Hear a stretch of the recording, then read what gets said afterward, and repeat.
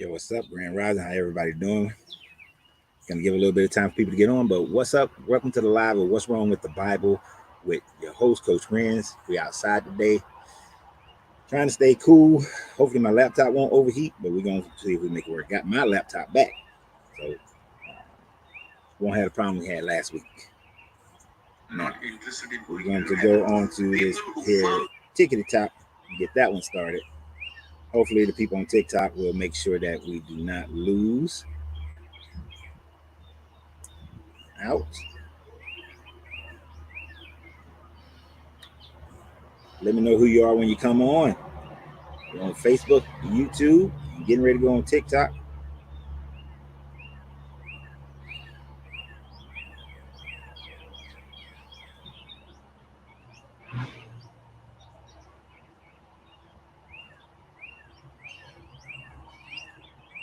Grand Rising Mahindra.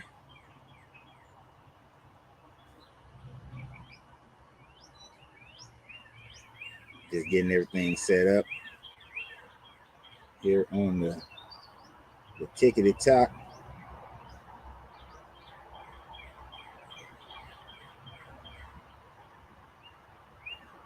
That's not the one I wanted.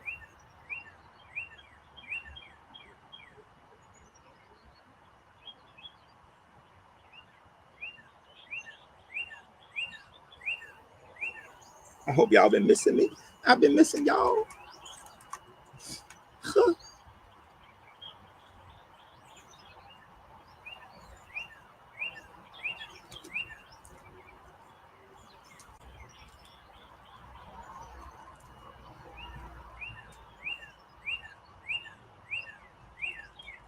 All right.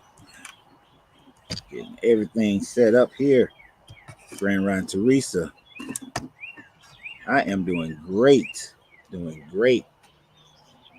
Great day in the neighborhood. We got the birds singing. And it's hot and it's humid. Brian B. Grand Rising. TikTok, I need you to hit that like button. So that I need everybody to hit the like button on all the platforms, but TikTok especially. The censorship on TikTok has been amazing as they have been canceling everything. Oh, the bird. Angelina said the birds are loud outside. Yeah, y'all can hear the birds, but the birds are loud. They ain't got no respect. Grand Rising Wanda, how you doing? TikTok, hit that heart button, hit that heart button. We need to get up to 1,000 likes so that the censorship and bullying on TikTok can cease. Because every time I do a live on TikTok, it lasts about 16 minutes. And then the people who get all hurt in their feelings start talking about I'm bullying them. And the next thing I know, TikTok cancels the live. So we need to like it strong on the ticket top.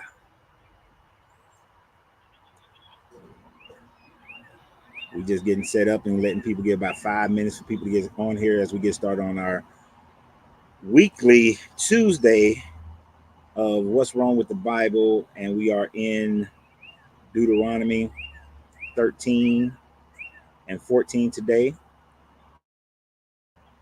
We go through the whole thing. And then we do question and answer, open conversation thereafter. If you want to see some of the older versions, then just go to my YouTube page, which is my name, Lorenzo Reed, Larenzoreid, and you will be able to see all the old ones in the playlist for Genesis and Leviticus and Numbers and Exodus. And so we need 1,000 likes on TikTok at least to stop the bullying and censorship.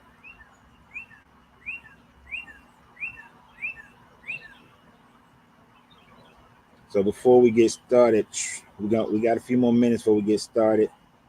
Grand Rising Unique Trauma, what's up, my guy? Benjamin, Grand Rising Troy, Derek. Why did you walk away from being a follower of Yahweh? Well, we're going to read some stuff today, and part of the stuff that I'm reading today is why. But basically, I studied the Bible, and in studying the Bible, that gave me pause, and ultimately, I walked away from it and studying the history and archaeology of it, and getting beyond the dogma and doctrine. So that's why I walked away from the Bible. No such thing as church hurting me. Grand Rising. Oh, got a new Brian. Got a new Brian in Chama, New Mexico. We were just in New Mexico a couple weeks ago. So now we got Brian B, Brian W, and Brian R.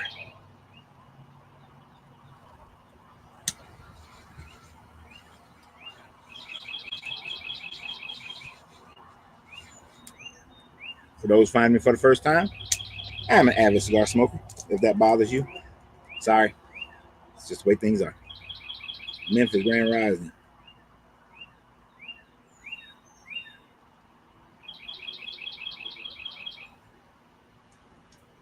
What we had on the timer? We at the 6-minute mark. So we're going to go ahead and get started. Keep hitting up that like button on TikTok. Let's make sure TikTok bullies.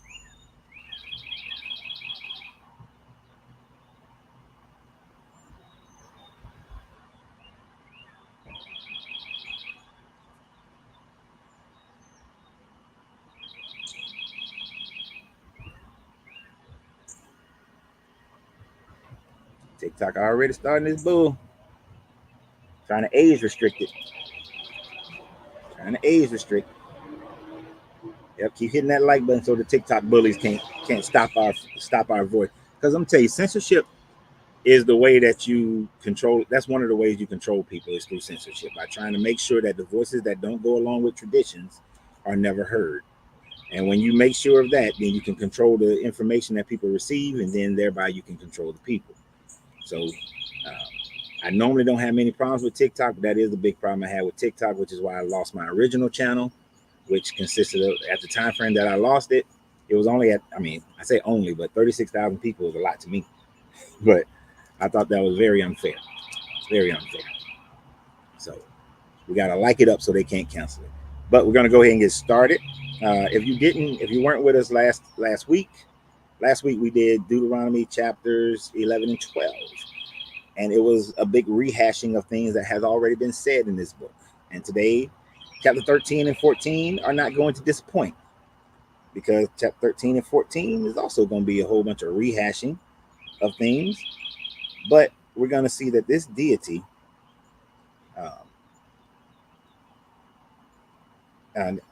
TikTok is a Chinese app, which is crazy. Maybe they do the age restriction because I smoke my cigars, but they never do that to any of my other videos because I smoke a cigar in almost every video. But we're going to see even more of we're going to see the fragile mindset, the fragile confidence, lack thereof, of this deity. And if it was the true loving deity, it would not need to go through these drastic measures just to keep its little people, afraid and in line with it. So this is what we're going to do. This is what we're going to talk about today. Don't forget to subscribe to the channels. Oh, Juan, you in Atlanta? All right now, my Atlanta people. We'll be back in Atlanta tomorrow night. Probably be there for about 4 or 5 days. So let's get started. And Deuteronomy 13.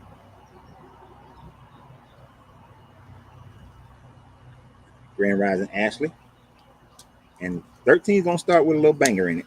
We're going to start with showing his fragile ego right off the bat. So Troy, these are some of the reasons why we walk away from this book and why we stay walked away from this book, why we will never go back to this book. Right? So it starts out in 13. If a prophet rises among you, or a dreamer of dreams, and give you a sign or a wonder, and the sign or wonder which he tells you comes to pass, and if he says, let us go after other gods, which you have not known, and let us serve them, you shall not listen to the words of that prophet or that dreamer of dreams. For the Lord your God is testing you to know whether or not your love for God your love for the Lord your God with all your heart and with all your soul, you should walk away after the Lord your God and fear him and keep his commandments and obey his voice, and you shall never serve him and cleave to him.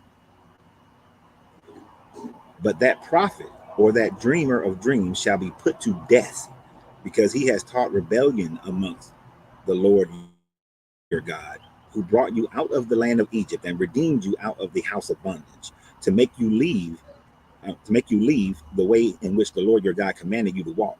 So you shall purge the evil from the midst of you.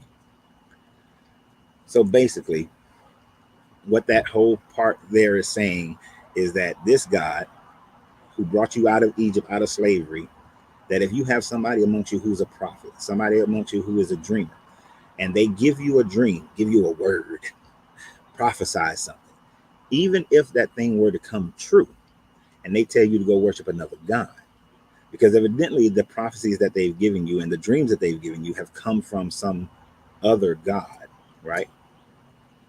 So even if it comes true, it is your God testing you to see if you are committed to him, and therefore you are to take the dreamer or the prophet and go kill the dreamer or the prophet. Now, to some Christians and Jewish people and Muslims, they will look at this and be like, okay, God is testing me to stay faithful to his cause, but without really dissecting what it's saying right here. Because what he's saying is that other gods exist, other deities that can give prophecies and dreams and then cause those dreams and prophecies to come true exist.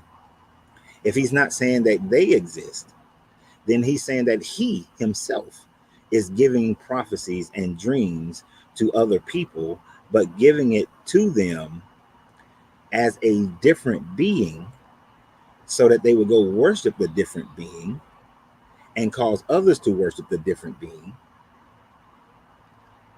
And you are not supposed to believe that person, even though they've proven to you that their prophecies and their dreams are true. And you're supposed to go and MDK that person. For those who don't know what MDK is, from Demolition Man, great movie back in the day, that's murder, death, kill. But you're supposed to MDK those prophets. Now I want you to think about that.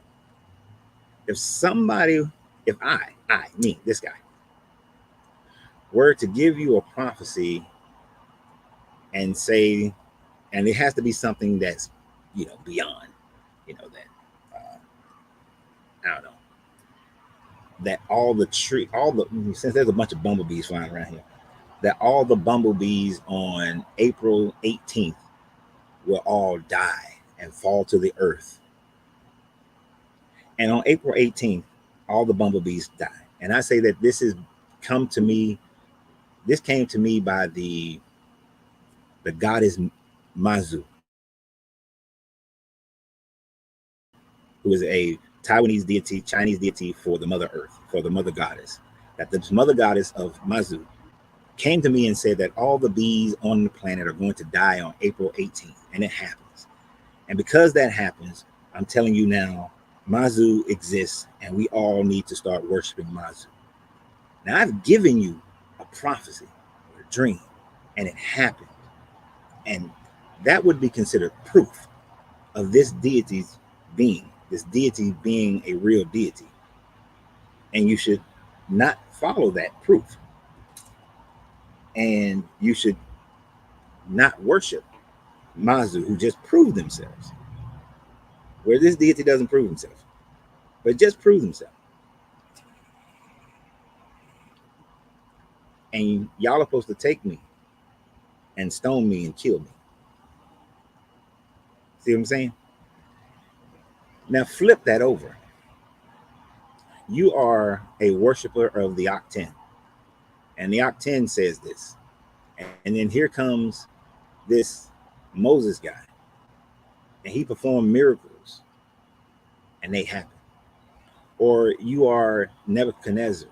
And here comes Daniel. And he interprets your dreams. And it happens. Would then Nebuchadnezzar have been right to kill Daniel? Would Akhenaten right to kill Moses, even though they didn't live at the same time, according to the story, even though Moses never existed? What's good for the goose is good for the gander. But this God is saying that even if it's proven the wisdom and the prophecy, or the prophecies and the dreams of another deity, you're supposed to take these people out and kill them, because no matter what, this God wants you to worship it. And even if this God did it, because he said that this God is testing you, which could indicate that this God is saying that, hey, I gave them that dream, I gave them that prophecy, but I did it under a false deity. I just want to see if y'all gonna go and follow this person, even though I gave them something that is as real as anything else that they have experienced, especially during that time frame.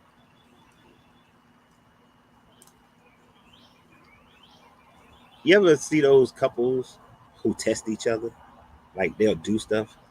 Oh, I'm gonna have one of my girlfriends or one of my guys. You have a couple and they have a friend try to get at you, to test you, to see if you are going to be loyal to them. I had that happen to me once. And when I found out that it was a test, that relationship was over. You're not testing me. Either you trust me or you don't.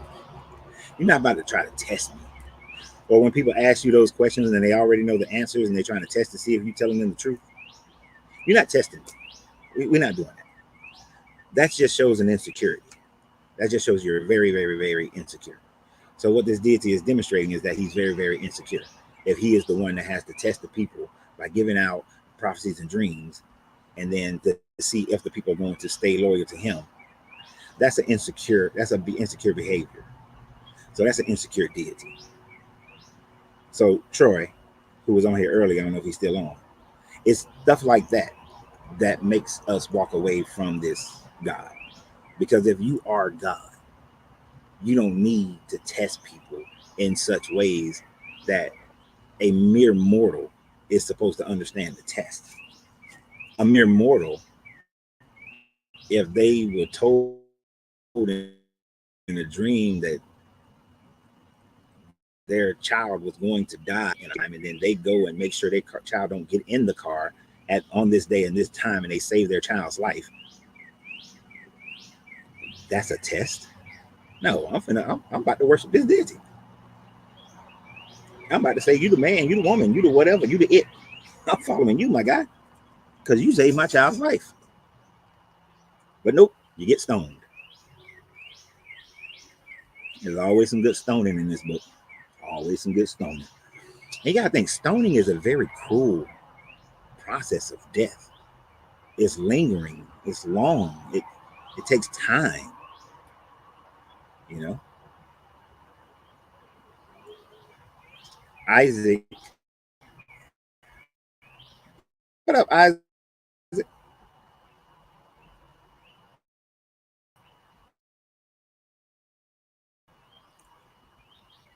Isaac just said he was in San Antonio. Good people, good people.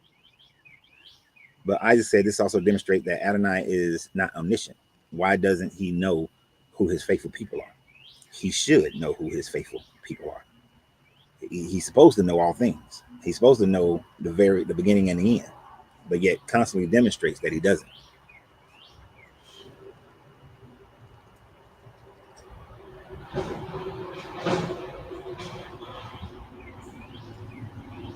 He said, don't know, the test example works with equals, but not superiors to inferiors, inferior relationship. Okay, David New, I get you. I got you.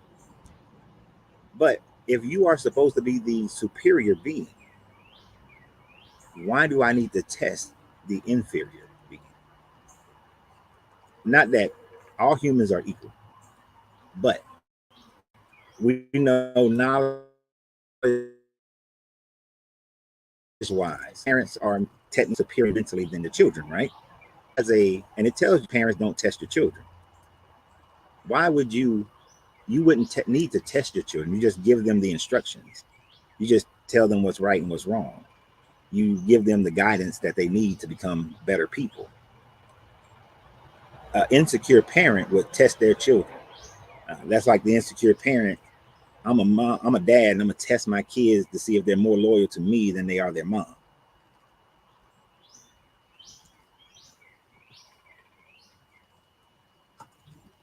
If God tests us, how does the free how does the free will, when the test he has done, the answers know, he knows who's gonna pass. Right, he already knows who's gonna pass, who's gonna fail. It's not a test. I gotta put this one up. Sorry, TikTokers, y'all can't see what the questions because these is on Facebook and YouTube. I StreamYard doesn't go over to TikTok. But how long shall they kill our prophets? While we stand aside and look. Some say it's just a part of it, but we got to fulfill the book. That's right. Redemption song. One of my favorite Bob Marley songs. All right. Let's keep going. Let's keep going. Say, are we all to become like Job? We test cars, we test it. True, we test cars, we test appliances, but cars and appliances are not sentient. They're not sentient. But even in the test, we have we only have a hypothesis of what's supposed to happen. This deity is supposed to know what's going to happen, right? So if he's demonstrating he doesn't know what's going to happen. But let's continue. We won't get stuck on one point. We got 2 chapters to do. Verse 6. If your brother, sorry, because I've already read through it a couple of times. I already know what's coming. So sometimes I get thrown because I know what's the foolishness that's about to be said. Right. Right. So it says, if your brother, the son of your mother, or your son, or your friend who who is as your own soul entices you secretly, saying, let us go and serve other gods, which neither you nor your fathers have known, some of the gods of the peoples that are around about you, whether near you or far off from you, from the one end of the earth to the other. You shall not yield to him or listen to him, nor shall your eye pity him, nor shall you spare him, nor shall you conceal him, but you shall kill him. Your hand shall be the first against him to put him to death, and afterwards the hands of all the people. You shall stone him to death with stones. Kind of got to have stones to stone somebody, because he saw you away from the Lord your God, who brought you out of the land of Egypt, out of the house of bondage. And all Israel will hear and fear, and never again do any such wickedness as among you. So technically, and I might mess with my family about this because we're having like a family picnic on Saturday in Georgia. I might mess with my family, who's mostly Christian, and say, y'all supposed to kill me? Or did you know that y'all are supposed to stone me? Because according to your book, as a brother, as a son, as an uncle, as a cousin, if I try to tell you to walk away from your Christianity, away from your belief of this book, you're supposed to stone me. Imagine that. And you're supposed to be the first hand to stone your child, to stone your son, stone your daughter, to stone your wife, to stone your best friend. I know my boy Brandon don't watch show, but Brandon, you're supposed to stone me. Troy, you're supposed to stone me if I were to try to tell you to go, let's go worship some other deity. And you're supposed to be the first one to stone me. This is cruelty. Instead of saying, hey, let me win you over with facts. Let me win you over with the way I live my life. Let me win you over with the greatness and the bounty of this God. Instead, no. Stone that mother. Kill him.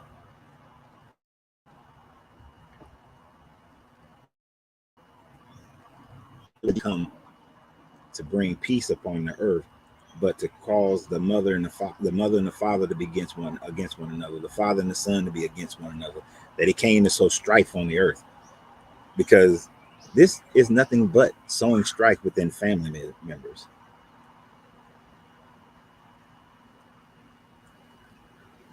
I mean, yeah.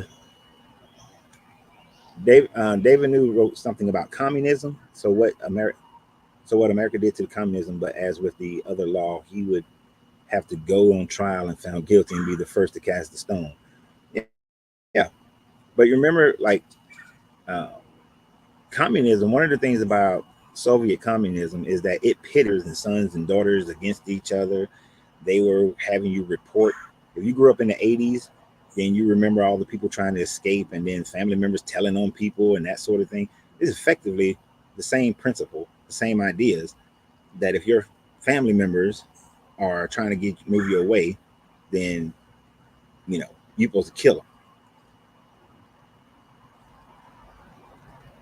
Snitches get stitches, or in this case, snitches, you getting stoned. I'm gonna snitch on you and you're gonna get stoned. But I'm supposed to be do the first stone. There is absolutely nothing. And there's some things my kids can do, and I'd be like, you know what? You going to jail, and you deserve to go to jail. And I would tell them, and my kids know that. They know. They commit certain crimes. Oh, you going to jail, and you deserve to go to jail. For that. You know, you going. But there is no crime that my kids would commit that would make me pick up a stone and say, let's stone my child. Right? There's no crime that anyone would commit that would make me say, let's stone them. We might get a little lethal injection, but to stone people, that's like saying you committed a cruel act, and in order to facilitate justice, I'm going to commit yet another cruel act. And I'm definitely not going to do it to someone that I love. That's not going to happen. But this guy wants you to separate within your family, to be one against them.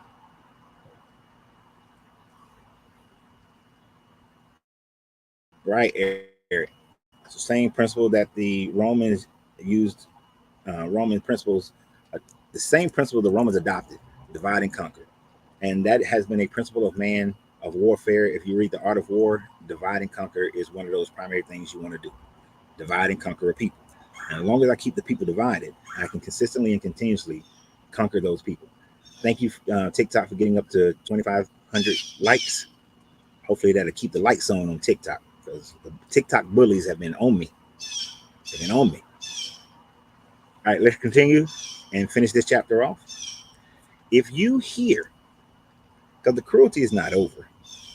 The cruelty ain't over.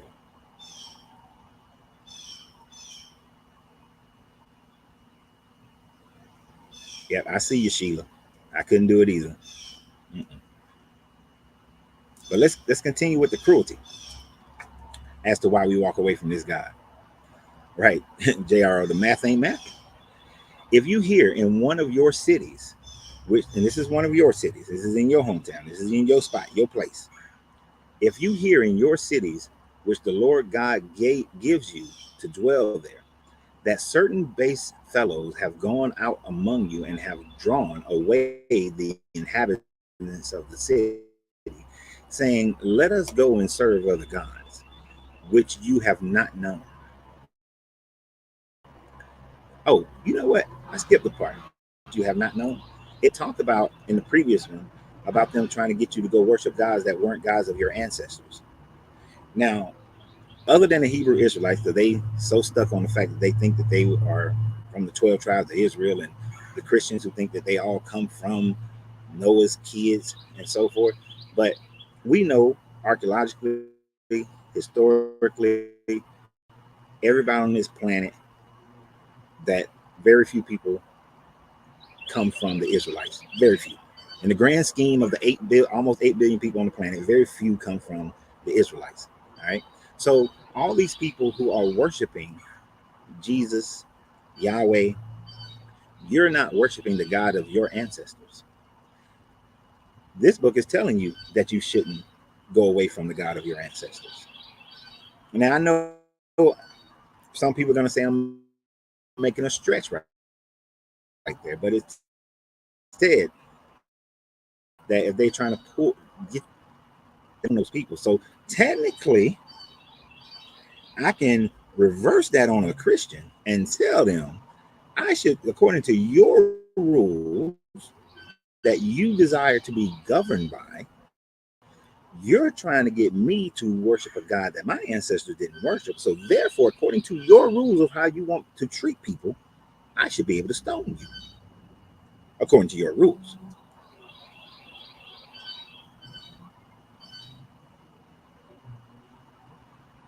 Hold on. So I'm just saying. But this is I don't want to skip this one. If I keep reading, I'll skip this one. Nick Ross said, it just threw me off because I have a niece. Her name is Kenitra Ross, and we call her Neek. So you threw me out. So if someone raped and killed your daughter, you wouldn't pick up a brick and bash his face in. Is that what you're saying? There would be no anger at there would be no anger at all within you. No, that's not what I'm saying. What I was saying was that if my child was committed a crime, if my child committed the crime of rape, his ass needs to go to jail. That's what I was saying. My child. I'm not going to kill my own child. They're going to go to jail. If they get the death penalty, they get the death penalty. But my child, I'm not stoning my child. Your question reverses roles of what I said. If somebody does that to my child, yeah, mm-hmm. They better hope the cops get to him first. They better hope they get into prison before I get my hands on him. So the way you phrased yours is opposite of what I was saying. But if you put me into the way you phrased it, then I am 100% going to do what I possibly can to make sure that person doesn't breathe again. 100%. But according to what we was reading, it says that your son try to lead you outside of this belief in this God, then you are to stone your own child.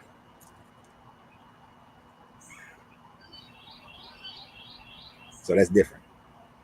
So to continue, I'll start over on verse 12. If you hear in one of your cities, which the Lord God gave you, so it won't be still up there.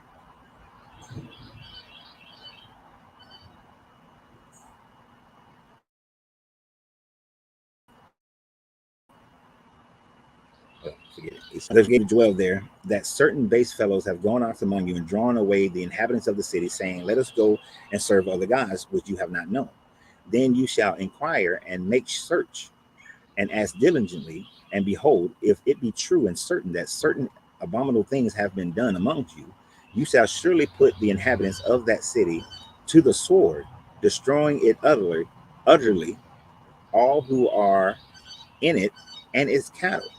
With the edge of the sword you shall give, with the edge of the sword you shall gather all its spoils into the midst of its open square, and burn the city and its spoils with fire, as a whole burnt offering to the Lord your God. It shall be a heap forever. It shall not be rebuilt again. None of the devoted things shall cleave to your hands, that the Lord may turn from the fire, from something on my screen, something on the fierceness of his anger, and show you mercy and have compassion on you, and multiply you as he has sworn to your fathers, if you obey the voice of the Lord your God, keeping all his commandments, which I command you this day, and doing what is right in the sight of the Lord your God.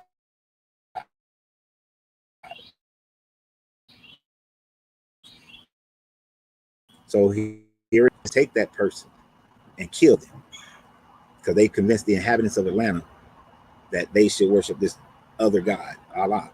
We should kill the people, kill all the animals. To which I don't. What did the animals have to do? This God needlessly slaughters animals for no apparent reason. The animals are not sentient. The animals are not praising a god or this god. These birds that are out here and flying and insects and bees and all this stuff, they're not praised because they didn't want them to have the animals to which were devoted to the other deity, and that would make those animals unclean. I can understand that. Those animals are considered unclean because of what they did. But there are so many other, in Exodus and Leviticus, there are cleansing processes that you can take people and animals through. Why can't you just cleanse the animal, wash them with some water or sprinkle some blood on them like you do with everything else, and then let the animals be clean, and then let your people have the bounty of it? But then you're to destroy the entire city and never rebuild it. Never build it. So just some good land, good buildings. Let's just destroy all of that. That's a temper tantrum. After a whole temper tantrum, that you got to go and do all of that, and you're doing it all in the name and for this deity, and so that his fierce anger, that he won't be angry. Notice, as I say many a time, a god cannot be a god if he's ruled by emotions, and this deity is constantly being ruled by his emotions. These actions are taken because this god can't control his anger, and without being able to control his anger, he has to killing people, burning the city, and he's saying kill all the inhabitants. So that means you got to kill all the babies. You killing all the babies too. Babies they don't even know what's going on. All of a sudden one day, you a 3, 4, 5, 6-year old, 10-year old, you run around, you just playing, having fun, doing what kids do. Here comes some people and they kill you. Why? You don't even know. Had no idea. And all of a sudden you get slaughtered. Slaughtered for no apparent reason. But you're being slaughtered so that this guy can come off of his anger fit.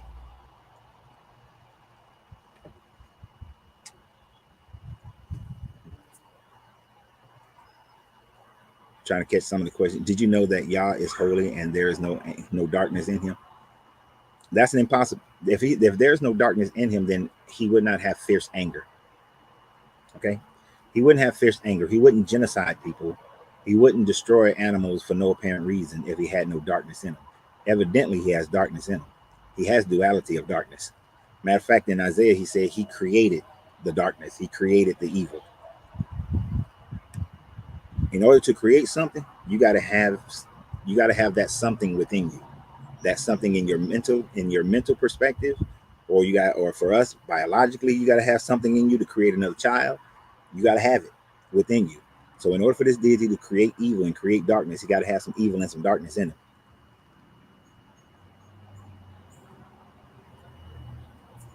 All right, this God is way too emotional.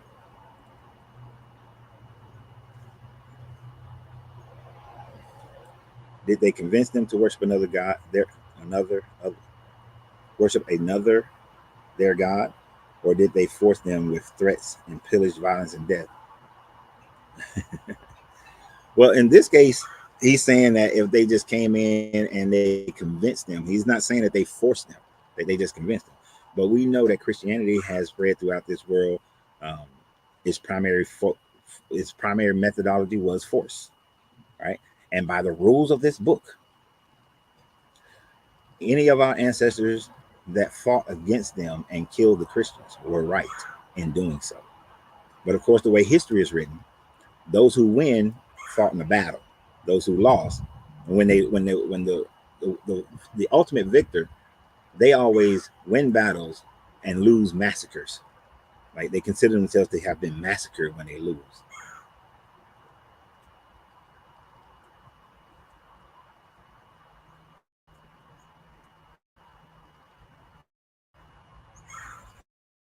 So uh, they do it through force, always through force.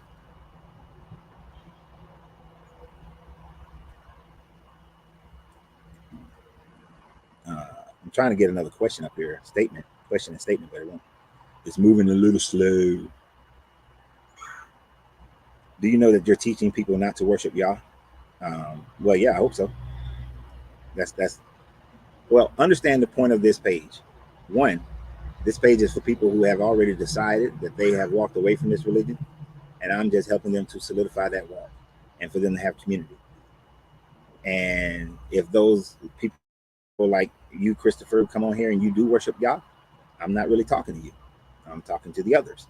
But if from this you decide that you're going to go do research and gain a deeper understanding of this God, then sure, you should be walking away from Yah, because Yah is evil and he's very inconsistent, right? Goes in, some cities are destroyed down to the nothingness. Some cities he's going to spare the animals. Some cities he's going to keep the gold.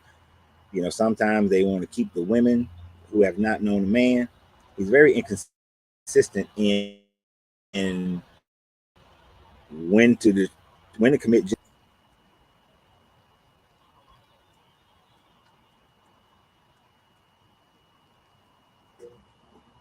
Right. And there is no leeway in that verse. It's just straight up kill everything, kill everybody, kill the animals, burn the whole place to the ground, and never rebuild it.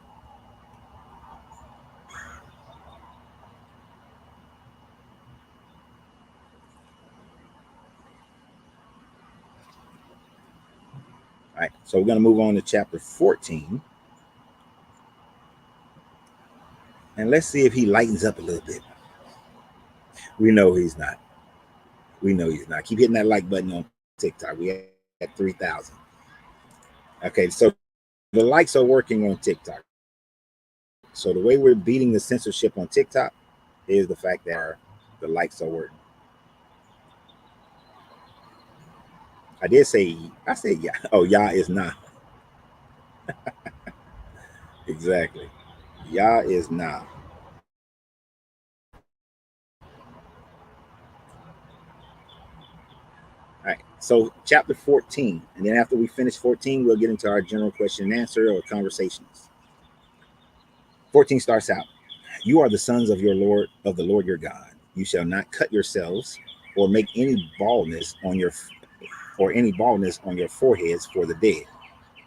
For you are a people holy to the Lord your God, and the Lord has chosen you to be the people of his own possession out of all the people that are on the face of the earth. So, two things. It's weird, but I had to go do some research on this.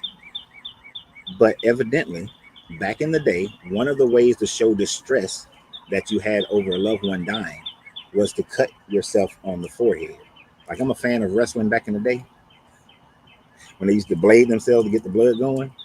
But so they blading themselves and cutting themselves as a sign that they are in distress when someone dies. And he's saying, don't do that. Don't do that. And also the shaving on the forehead.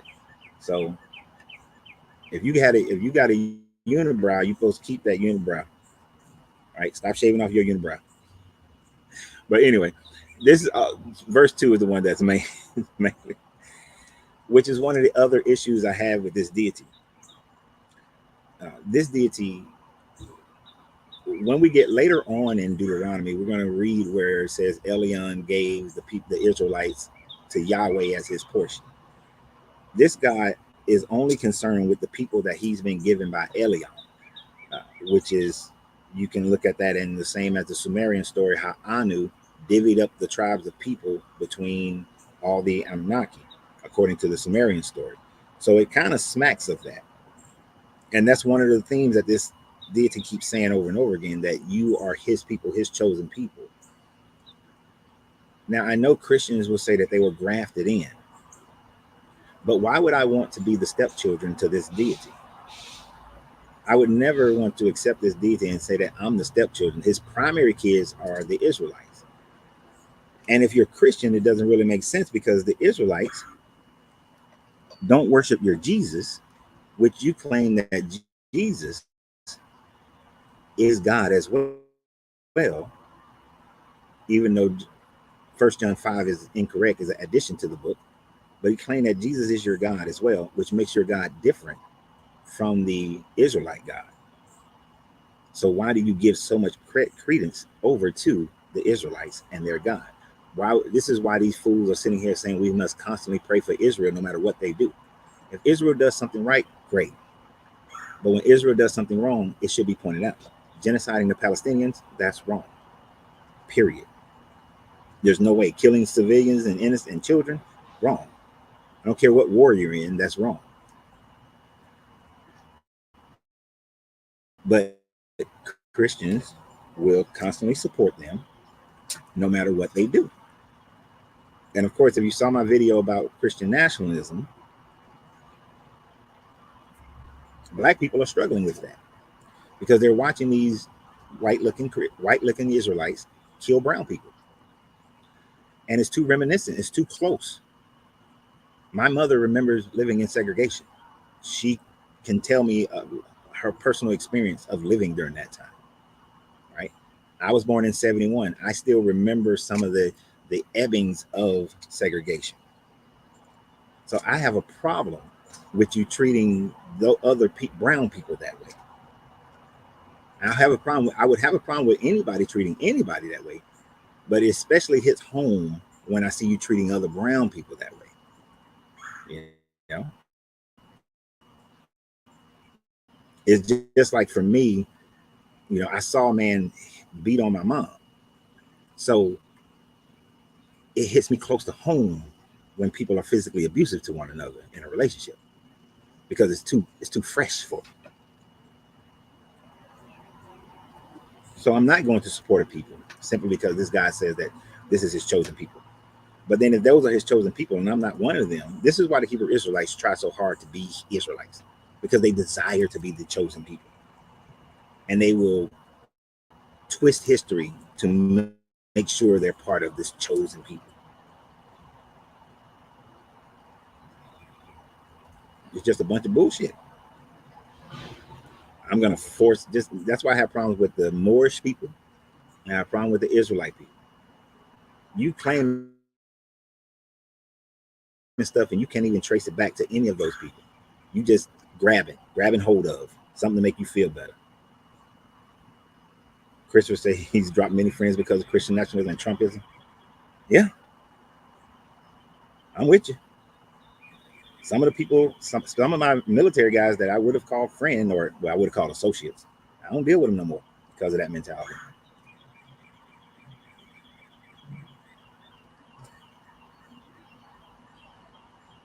Yeah, and they do hinge on chapter 28, which is an addition to the book as well. The older versions of the Sinaiticus and the Vanuatuans, the Sinaiticus and the Vanuatuans does not have anything about selling away on some slave ship for 400 years. All right, so let's continue. Now, we've already went through this in Leviticus, but it's going to kind of rehash a little bit. You shall not eat any abominable thing. These are the animals you may eat: the ox, the sheep, the goat, the hart, the gazelle, the roebuck, the wild goat, the ibex, the antelope, and the mountain sheep. Every animal that parts the hoof, every animal that parts the hoof and has a hoof cloven in two, and chews the cud among the animals you eat. Yet those that chew the cud and have a hoof cloven, you shall not eat. You shall not eat these: the camel, the hare, the rock badger. Hold on, one thing. The ibex, it says the rock badger because they chew the cud and do not part the hoof and are unclean to you. The swine, because it parts the hoof but does not chew the cud, is unclean to you. Their flesh you shall not eat, and their carcass you shall not touch. God doesn't know biology. These next couple of verses, this part here is going to demonstrate how this God doesn't even know biology. Uh,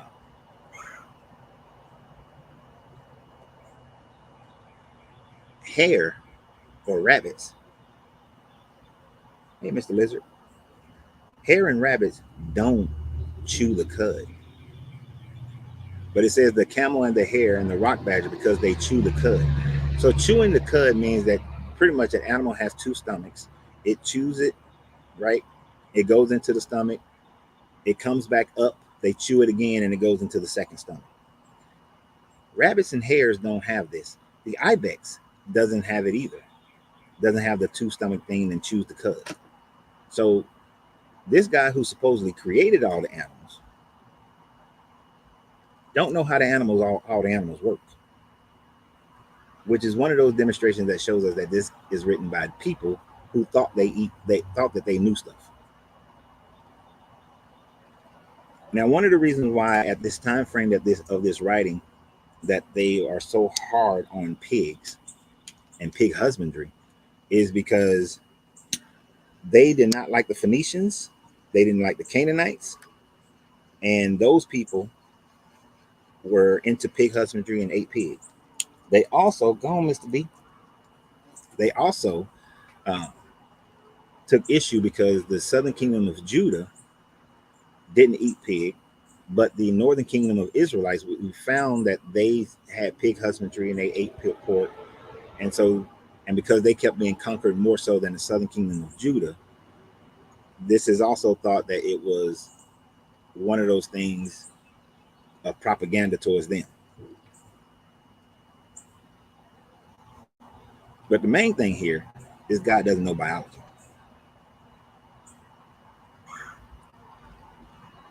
Appreciate that night and day, Natasha. Thank you for the saying that this is, you like the channel. Appreciate it.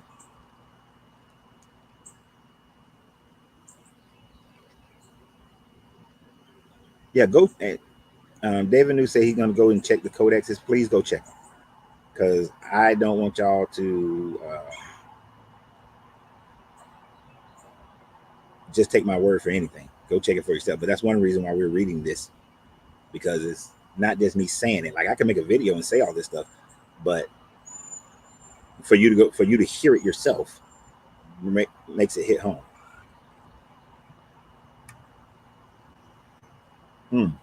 But it's not a translation issue. So when you see the word Mizrahim in there, yeah, it depends on what comes before and after the word Mizrahim. When you have the definite article before Mizrahim, it's a country. When you just see Mizrahim without the definite article, it's most likely talking about a person. So, but in Deuteronomy 28, it has the definite article of Mizrahim, meaning Egypt, the place Egypt. And many people try to translate that and say that that's talking about America, and it's not. It's talking about bondage. It's talking about what happened. No, it has the definite article, so it's talking about the country. And that's one of the things that they don't want you to understand when you're looking at Deuteronomy 28.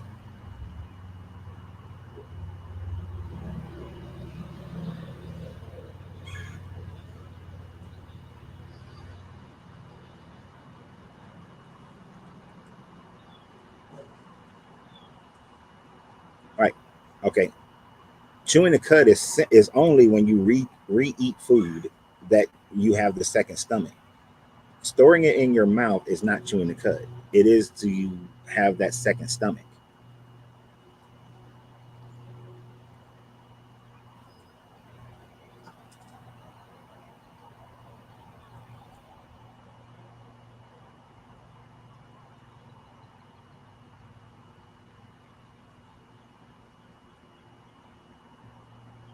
This is reference that Jesus never established religion because it promotes division. You can't necessarily say that.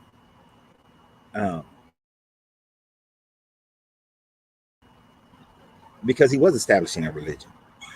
Because here's the thing. Jesus' ministry had all the tropes of religion. I'm giving you a New Testament from the Old Testament. I'm telling you how you're supposed to worship God. You're establishing a religion by telling people how they're supposed to worship God, and they've been worshiping God the wrong way. You're establishing it when you're, collecting money. You're establishing it when you're creating a following. In a certain sense, if I talked about Hermeticism more, just as much as I talked about this, I actually would be establishing a religion.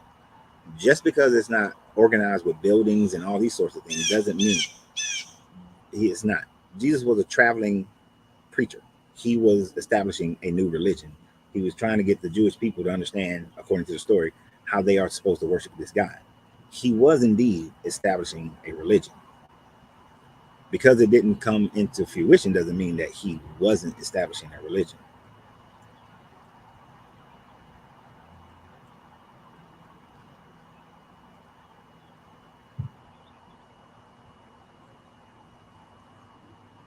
Where is the Deuteronomy 28 in the Bible that predates African slavery?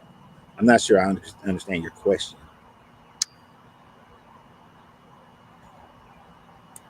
But Deuteronomy 28 is what the Israelites used to say that was the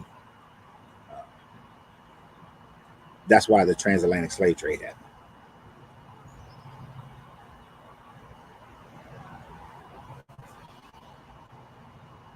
Right. And Jesus said he came to divide households.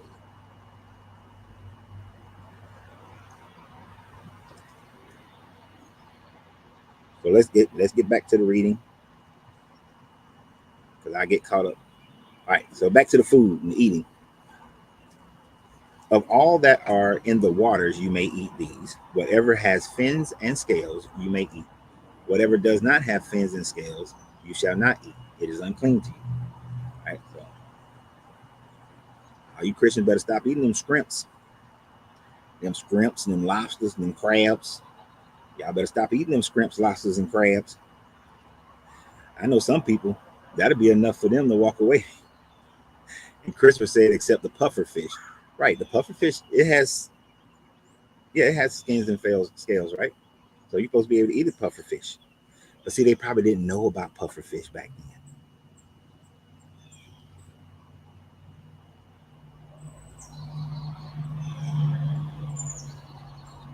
I like how Victor, okay, so the off subject, but Victor said that no, he was not. John the Baptist was an Essene.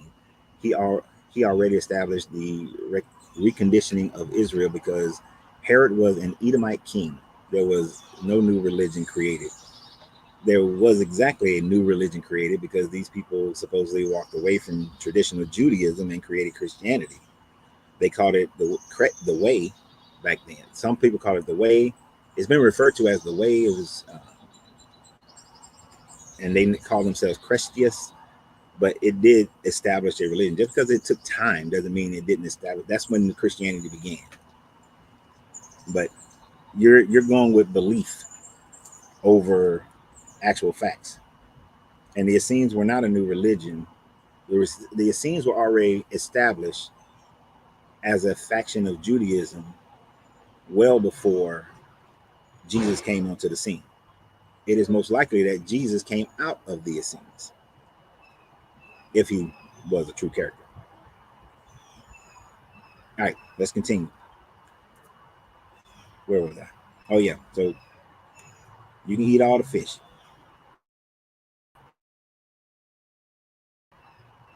Which is some nasty. I'm not eating fish, but a puffer fish. That'd have been interesting. I wonder if they knew about puffer fish. I'm going to research that one. If I can, that's going to be a hard one to research, but I'm going to research that one. See if I can find some information on that. All right, let's get to the birds. You may eat all clean birds. You heard what I said. All clean birds. Birds. All the clean birds. You got it? Eat all the clean birds. We're only talking about birds here. Right?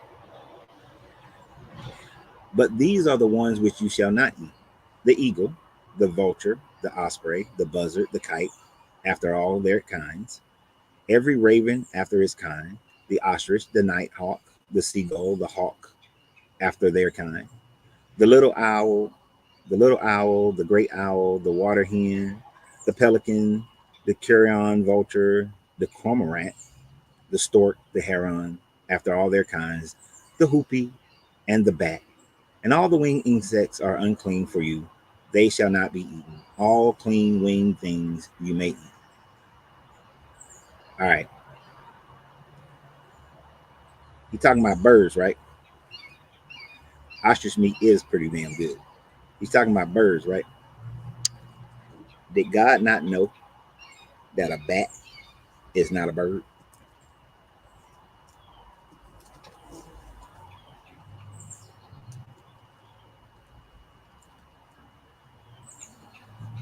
Oh, Stephen, you feel bad? Listen, this guy, he's a liar. I'm reading your book.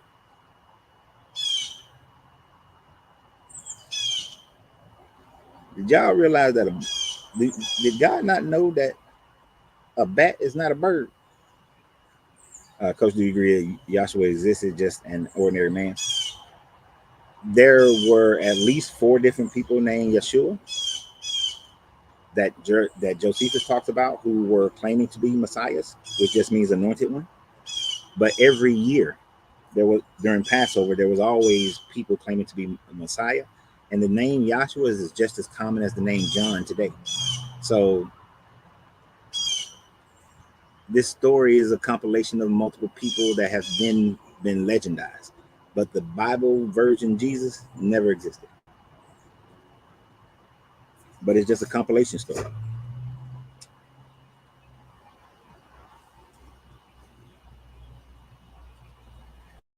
Now, if man wrote this book back in the 8th century, throughout the up until wrote this Deuteronomy from the 8th century up into the bumblebee. Y'all want to talk about it's mating season for bumblebees, and they have been getting on my nerves on this porch. Uh, so the Old Test, the Pentateuch was written between the 8th century, at the earliest the 9th century, but most likely 8th century BCE up until 6th century BCE. Right. So the people who was writing the book at that time did not recognize that bats were mammals or marsupials. That bats are not birds. Bats don't lay eggs. Bats don't have feathers. Bats are not birds.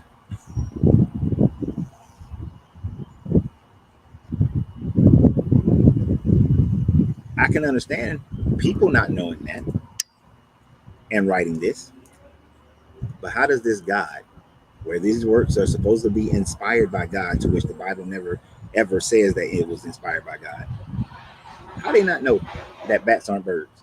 I know we covered that when we went through this same list in Leviticus, but for those new people, bats ain't birds.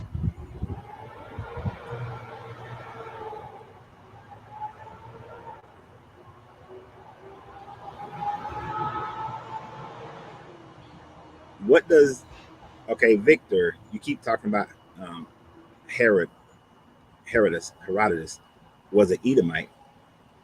Well, Herodotus, she was one of the who got John the Baptist baptized. I mean, beheaded. We are. I don't know if we've gotten there yet. I don't think we've gotten there. I think it's in one of the coming weeks where it talks about you're not supposed to. You're not supposed to, as an Israelite. You're supposed to love your Edomite neighbor. You're supposed to like your Edomite neighbor. You're not supposed to destroy your Edomite neighbor because they're your cousins. They come from you. So how are you going to justify that? The Hebrew Israelite got so much hate for Edomites because they want to make them all white. And so they can blame white people for their issues of today and say that God don't like them because they're Edomites. But the Bible, your book in Deuteronomy, tells you that you're supposed to love the Edomites. You're supposed to be neighborly to your Edomites because they're your cousins. They come from you.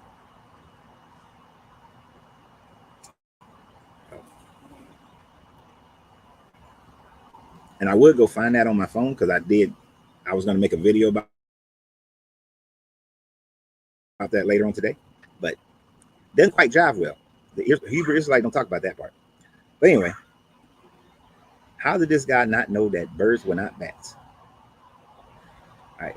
So, and you shall not eat anything that dies. Okay. So to continue, you should not eat anything that dies on itself. It may give it, but you may not eat anything that dies of itself. You may not, but you may give it to the aliens who are within your towns, that he may eat it, or you may sell it to a foreigner, for you are a people holy to the Lord your God. You shall not boil a kid in his mother's milk. And it's talking about a kid. The older translation is going they are going to say you should not boil a cow in its mother's milk. The older translation, it doesn't say aliens, but says foreigners, just like it said foreigner there. So basically, if you find a dead animal, you can't be Granny from the Beverly Hillbillies and pick up and make some roadkill stew, but you can sell it to the foreigners who live amongst you and to the foreigners. But other laws in this book, other decrees say that if you touch a dead animal, you are then unclean. So how are they going to sell it if that makes them unclean? I mean, I know they can go through their little 7-day little time frame, but it doesn't work that way. For Terry, you just posting scriptures, bro. We need some context. What you talking about? Well, we're not mind readers here.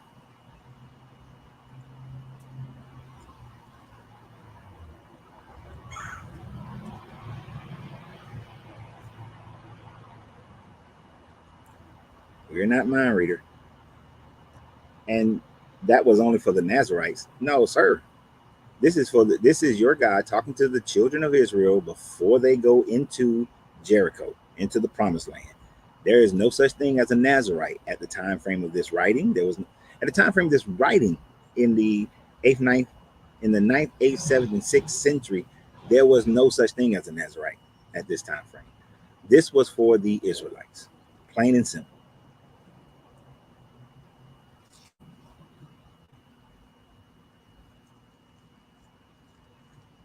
You get Nazarites much later.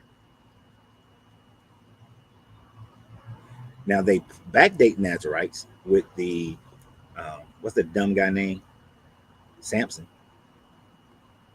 They backdate some Nazarite with his story, but you don't have any indication of Nazarites existing at the time frame that this book was written, and for the time frame that they're saying that it was happening, there's no such thing as Nazarites. They are all Israelites.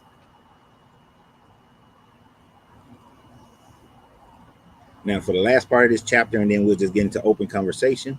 Keep hitting them like buttons on TikTok so that the censors won't get us. The bullies, the Christian bullies.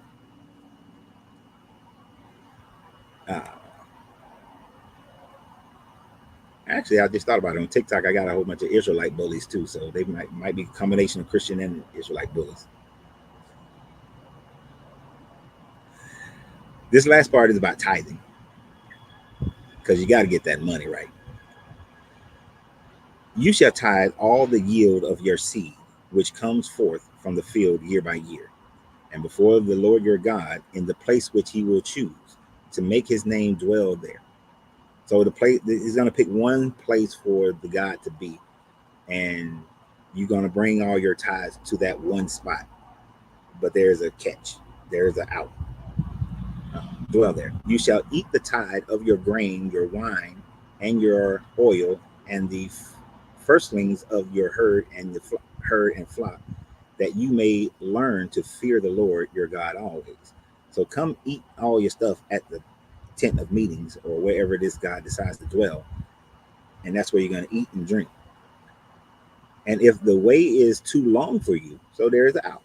If the way is too long for you, that you may not be able to bring the tithes when the Lord your God blesses you, because the place is too far from you, which the Lord your God chose to set his name there, then you shall turn it into money and bind up the money in your hand, and go to the place where the Lord your God chooses, and spend the money on whatever you desire, oxen or sheep or wine or strong drink, which in your older versions, that's going to say fermented drinks. It's going to say fermented drinks and other fermented drinks, whatever your appetite craves.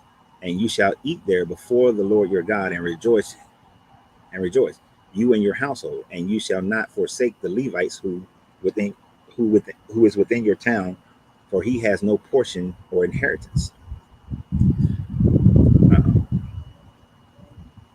So bring all your tithes to the storehouse. If you live too far away, just sell your stuff at your town. Bring the money. Then when you get to the money, go to the money changers. Now I know money changers got a bad rep because Jesus, in his anger, was flipping the tables on the money changers. But the reason why there were money changers in Jerusalem at the synagogue is for the people who was bringing their flocks and changed over their money because there's too much for them to carry until they get to the house of the Lord and be able to then buy the things that they needed. And one of the things that they needed was the fermented drinks. Now, many Christians today will say drinking alcohol is a sin. Yet, right there in this version, it calls it strong drink, which is alcoholic. So drink your alcohol and be festive. Just like Jesus at the wedding turned that wine into some fermented wine for the festivities. And don't forget about the Levites, because they didn't get an inheritance. So you got to take care of the priest. Now, this is kind of nasty to me when I think about it. At the end of every 3 years, you shall bring forth all the tithes of your produce in the same year and lay it up within your town. So save up some stuff for 3 years. I don't know if I want some 3-year-old stuff. Well, I don't know. Depends on what it is. 3-year-old with wine. But bring within your towns and the Levites, because he has no portion or inheritance with you, and the sojourners and the fatherless. So the widows, so going to be the orphans and the homeless. The widows who are within your town shall come and eat and be filled, that the Lord your God may bless you in all the works of your hand that you do. So every 3 years, you got to feed the homeless, feed the widows, feed the orphans, take care of them. Because, the reason why the widows have issues is because women, and this is one of those reasons why I don't understand why women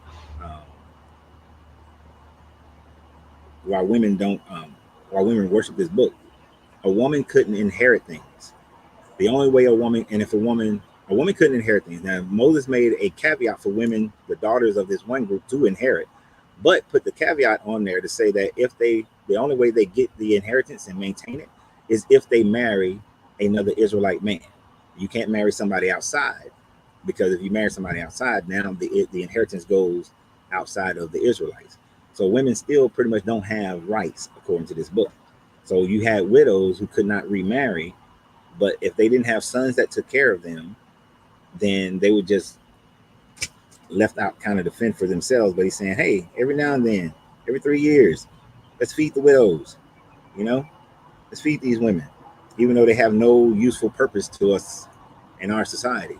But every 3 years, we're going to feed them. But through all of that, it's one of the reasons why we walk away from this book. He's genociding people in towns just because somebody has a different belief, and he's scared that he may lose his people to that other god. He's telling you to stone your own kid, stone your wife, stone your daughters. He's telling you that even if somebody proves themselves to be a true prophet or a dreamer of a different God, or this God is doing the testing, that you are to stone that person. But what they predicted came true. What they dreamed came true.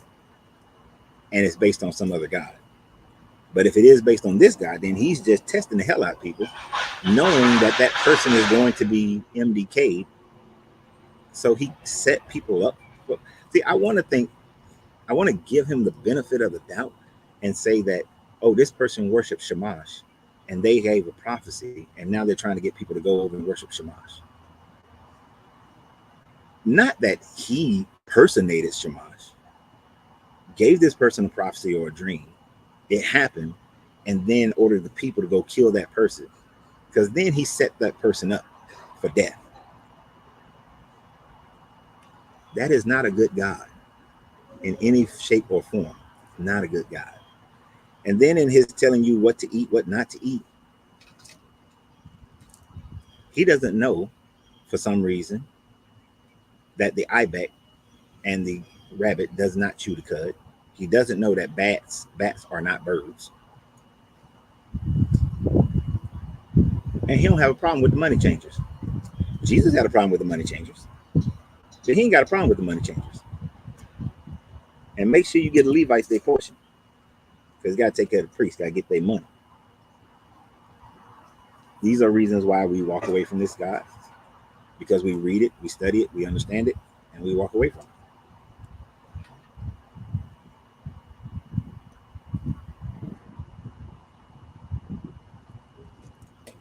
Now we're just going to talk about whatever you guys want to talk about. If a man's nature is to kill, steal, and have sex with multiple women, why man created God to stop him from doing so? Because man's nature is not to kill, steal, and have sex with a whole bunch of women. An individual's nature may be that, but man's nature is not to kill, steal.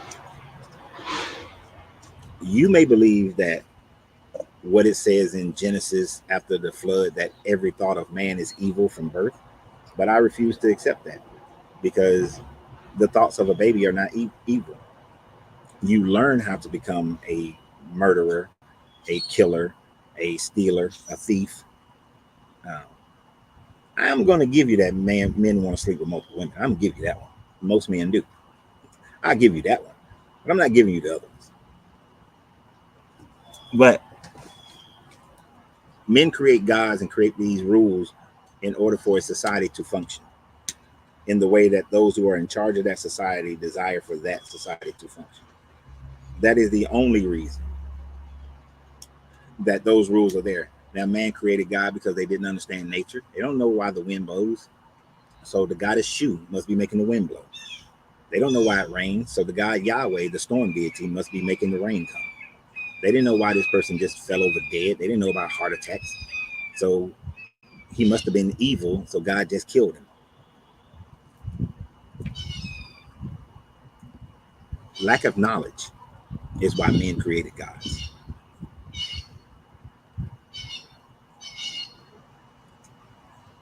And if you read your Bible, you would understand that the only men who are told to only have one wife are pastors and deacons.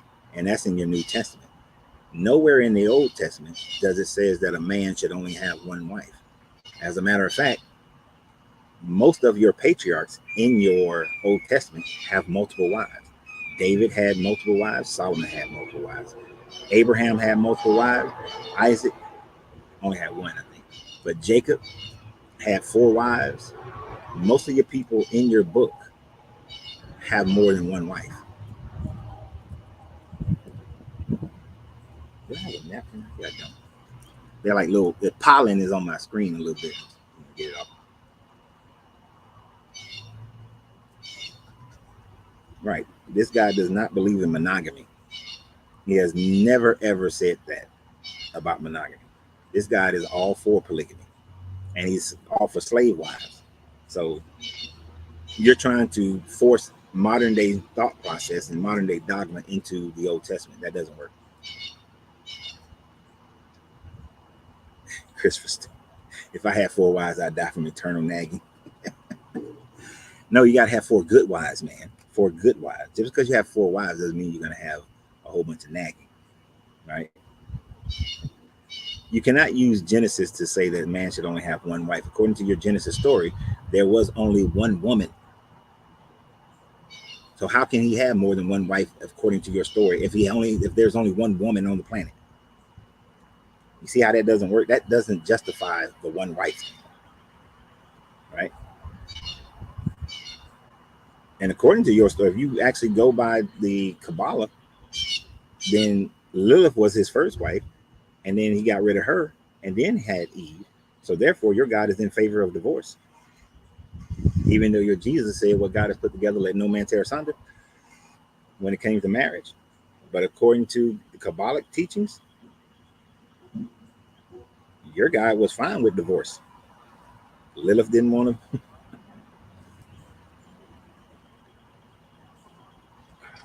One wife was the blueprint. One wife, if one wife was the blueprint, then I think it was Tubal Cain or Lamech, one of them who had multiple wives. Your God didn't have a problem with him having multiple wives. Your God, if that was the blueprint, then why did your God give David all of Saul's wives? If that's the blueprint. If that was the blueprint, he would not have given David all of Saul's wives. If that was the blueprint. If that was the blueprint, he would not have told Hagar and Ishmael and Abraham that he was going to make a huge number of people out of Hagar, since that was his slave wife. If that was the blueprint, then Jacob would not have become Israel and the 12 tribes come out of Jacob, because Jacob had Rachel, he had Leah, he had Bilhah, and I always forget the other slave wife name. And those are where the 12 tribes came from.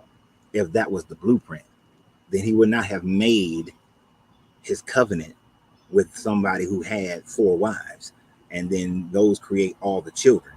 See, your logic ain't logicking. Your math ain't mathing. And if they broke the commandment, why would he keep the covenant with them? You see how you're trying to make it work. You're trying. I'm gonna give you credit for trying, but it's not. It's not gonna work, bro.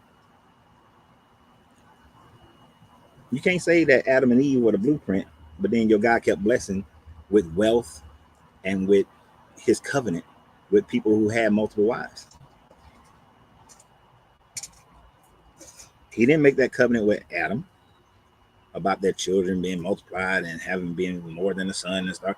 He waited to Abraham, who had 2 wives. And then Abraham got rid of one of his wives because Sarah was tripping. Sarah got some jealousy and she wanted Isaac to have all the money. She wanted her son to have it. So he got rid of his wife, i.e. divorced Hagar. And he stayed cool with Abraham. Come on, bro. You're going to have to come with something stronger than that.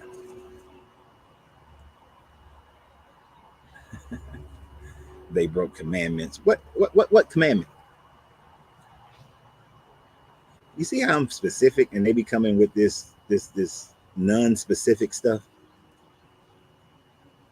And as far as you saying that, let me educate you on your Bible. I think it was either Deuteronomy 11 or Deuteronomy 12, where it says that you are supposed to keep all the commandments, all the laws, and all the decrees. So get off the whole commandment thing. You're supposed to keep all of them. I wonder, can y'all hear that beat? The reason they don't want folks to read the Bible for themselves without the head of the church either presenting or teaching firsthand is because folks like Coach and some of us others here today, yeah, they're threatened by that. Threatened completely. They don't want that.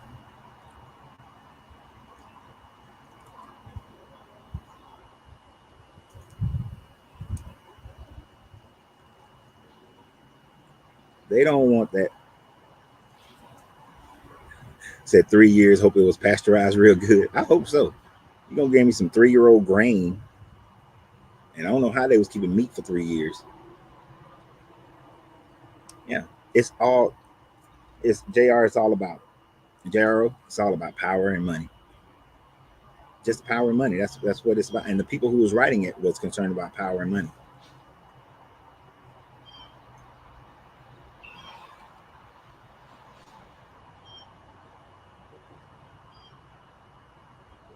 I ain't mean to hit that.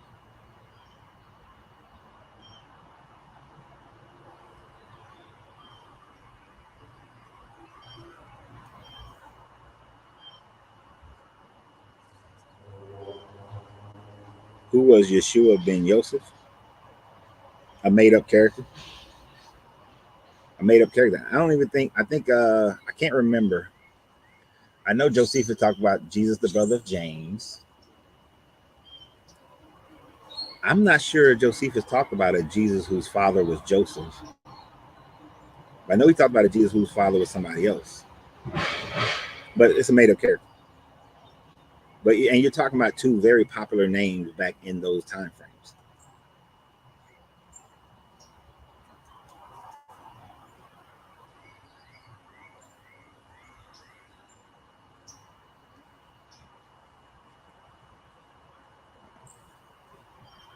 See, here's the thing about the difference between commandments and laws. Commandments and laws are not that much different. A law, a true law, how we use the term law today doesn't really stay. A true law is something that cannot be broken. This is why we have laws of physics. This is why we have laws of the universe. You cannot break them. They exist. You're not ever going to break those laws, right? Commandments are the laws from this God, the commands from this God for you to follow. But I submit again, he said, because you are to follow all his commandments, all his laws, and all his decrees.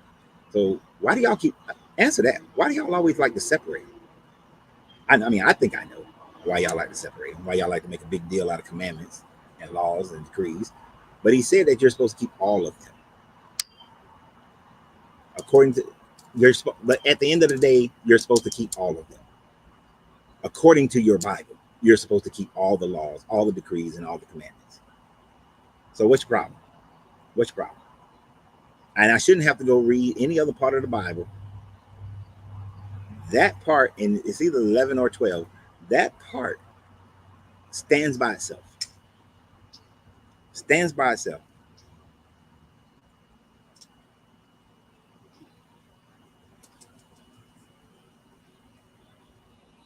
And that's a good question to Christians and Israelites and all of them. Why does this part has to back up that part, or this part has to supersede that part? If the Bible says this, and then later on says something opposite or opposing to it, that is what we call a contradiction.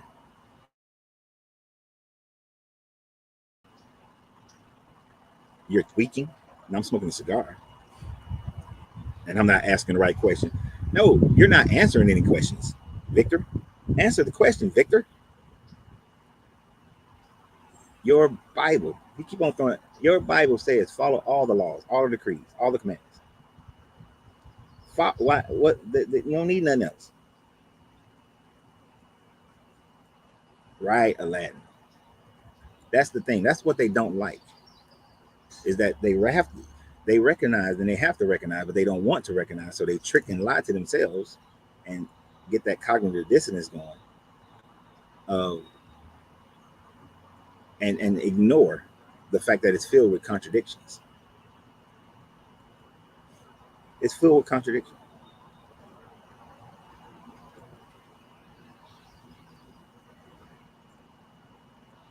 You're talking about principles. I'm talking about conditioning.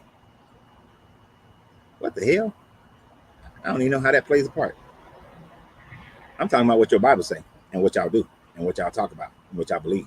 Y'all have been conditioned to follow only the principles, the laws and commandments that fit into modern day culture.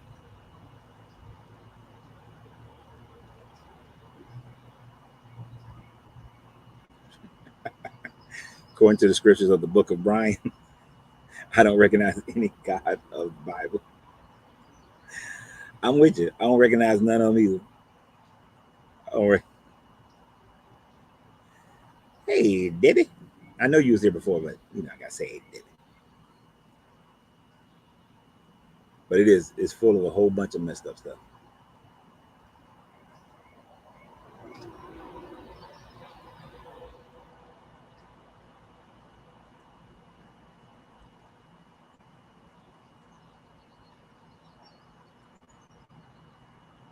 The principle of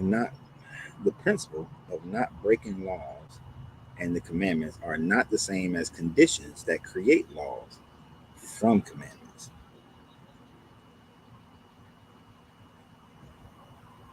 Let me do this backwards.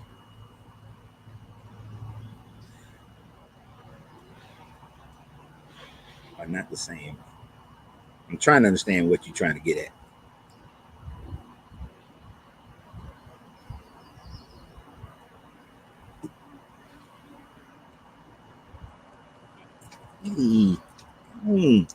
Go play with your other friends. Go fight the other bees. Leave me alone.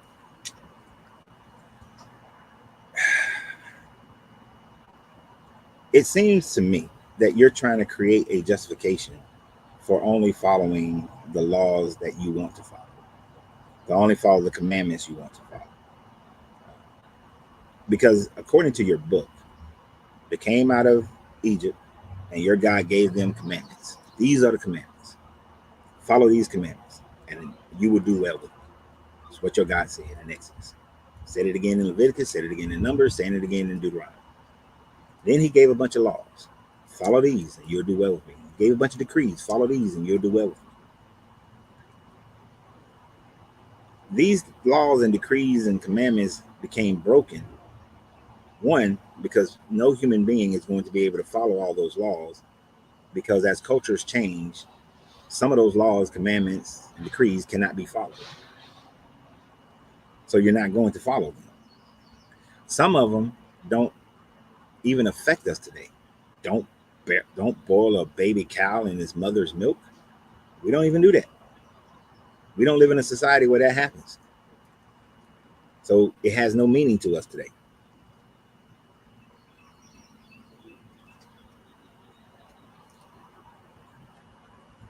So, but at the end of the day, he says follow all of them. So there's that part. You keep trying to wiggle your way around it, but it just says to follow all of them. Either follow all of them or don't. It's that simple. Either you're supposed to follow them all or you don't.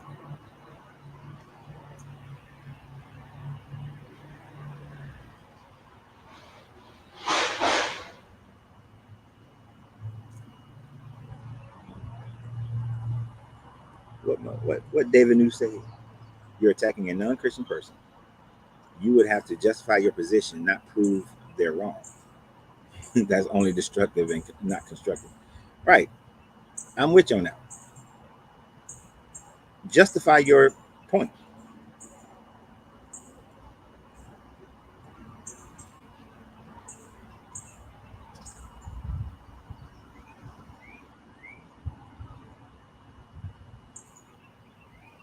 Laws didn't evolve from broken commandments. Laws were created because of the lack of structure and order.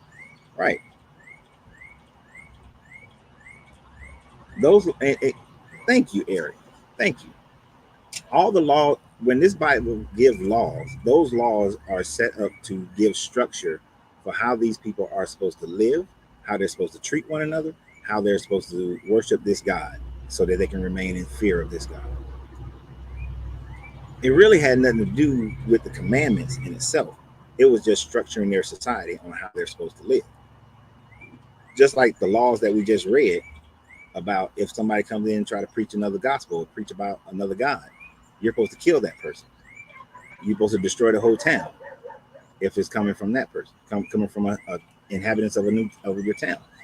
This is just how you're supposed to live and give structure to your life and how you're supposed to keep worshiping this God. This whole thing about bringing your tithes is just laws and decrees for how they're supposed to live in their society. But we don't live in that society anymore, so all of them are invalid to us now. Now, doctrine has tried to move them around.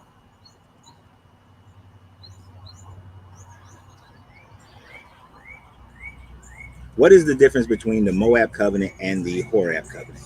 Instead of just saying Moab covenant, what the hell are the difference? I know, but for the sake of treating me like I'm a 3-year-old, what's the difference?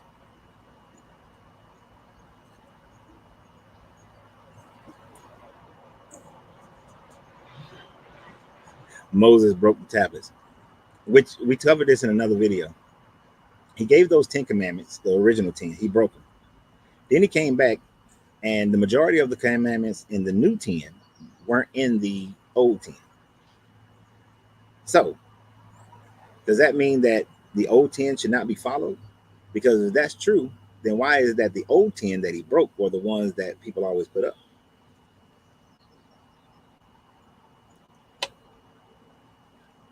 Okay, so at Horeb, he broke the 10 commandments. The covenant at Moab, tell us what the covenant at Moab was.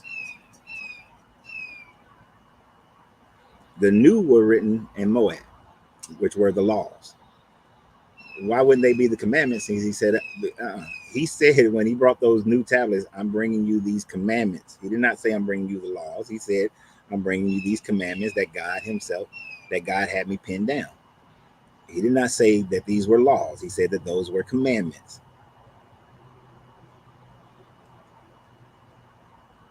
You are renegotiating the hell out of your Bible.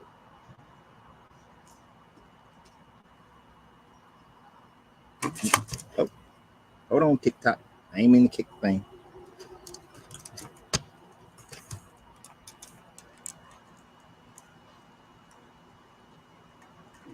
I kick my stand for TikTok. All right. All right, so liking the TikTok is working. That's keeping the censorship off. All right. We're going in circles because the cognitive dissonance is just there, and pretty sure y'all tired of that argument anyway. I've reconsidered how to word my questions to be less vague. Can you give me an example of anything of Hermetic alchemy helping you solve an issue where Christianity failed? There is no spirit or negativity, just pure curiosity. Okay.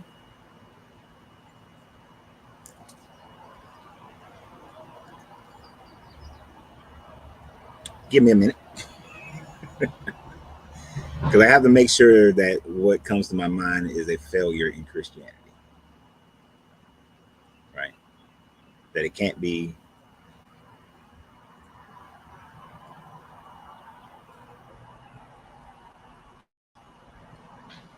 Okay.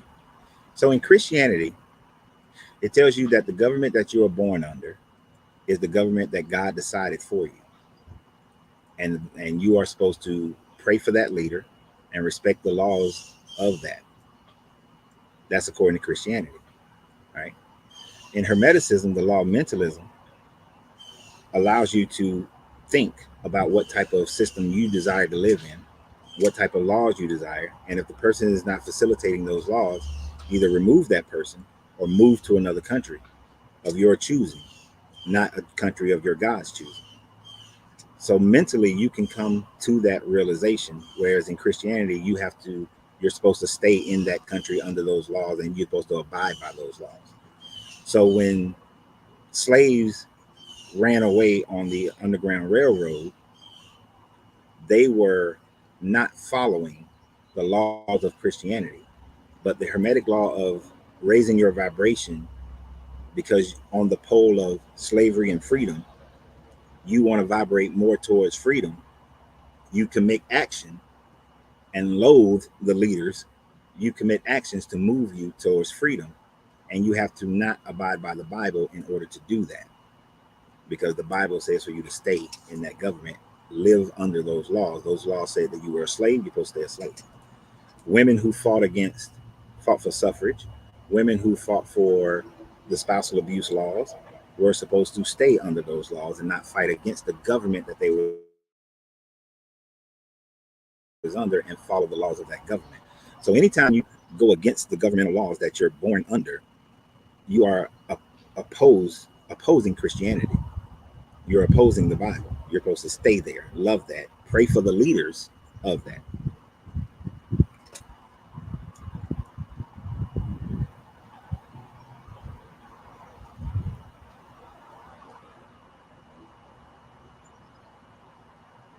I was going to use money, but there are some Christian things that are about go make some money.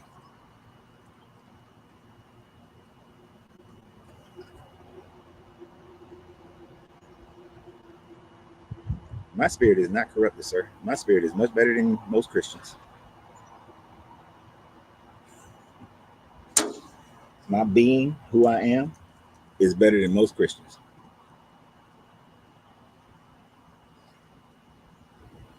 Y'all Christians try to force people into your religion and tell them that they're through fear. You don't follow my religion, my version of Christianity, you going to hell. What if I follow somebody else's version of Christianity? What if I become a Jehovah's Witness? And do you know that Jehovah's Witness actually use those two chapters that we just read as they don't kill their people, but as a reason why they call them apostates and turn their backs on that family member and excommunicate them out? That Deuteronomy 13 and 14 are two of the chapters that they use to get rid of family members when they choose not to follow the Jehovah's Witness rules.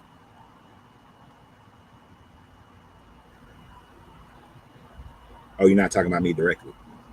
Well, see, I don't believe that the spirit of man is evil from birth. That is your Bible that says that the spirit of man is evil from birth. I've had 3 children. I've watched them grow. I know that they weren't evil from birth. And I made sure that they grow up not being evil. Now they're adults now, and they're living their own lives and they're having experiences. Could they convert to becoming evil? It's possible. But hopefully what's been instilled in them by me and their other family members and friends keeps them from ever becoming evil.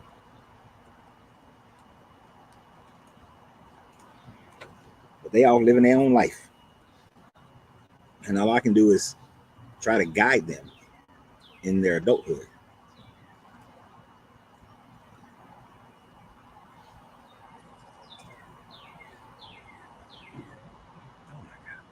Victor, have you ever read your book? Have you go back to Genesis? I don't know what chapter of Genesis talks about the flood, but at the end of the flood, when Noah gets off the boat and when Noah does all his big animal barbecue and then he put the rainbow in the sky, he says very clearly that every thought from man, from being from a baby, is evil. All right, just go read your book. Go do it now. Matter of fact, no, fuck that, fuck that. No, we gonna just go and find that.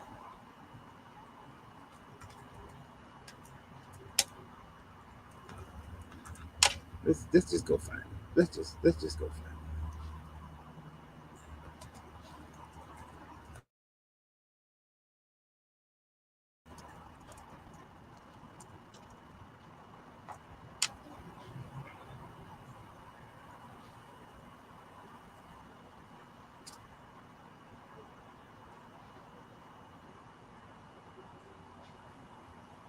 Let's just go find it.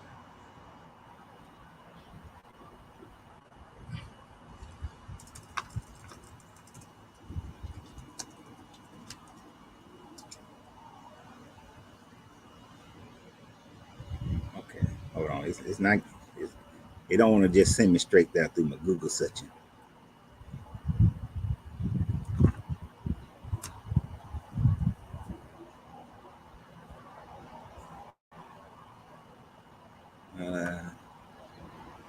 Okay, so it's not 6. It's not going to be 7 either.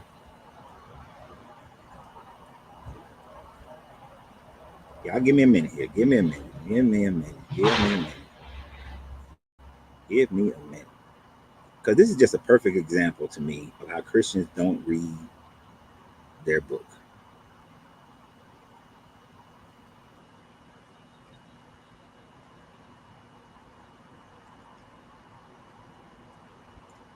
Now, let me see here if I can do this right. I don't want to hear no bullshit.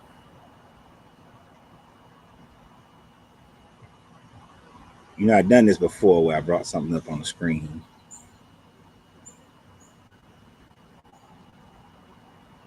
Oh, yeah, I got to hit this button. Y'all know I'm still learning this thing. Share your screen. Let's see if that works.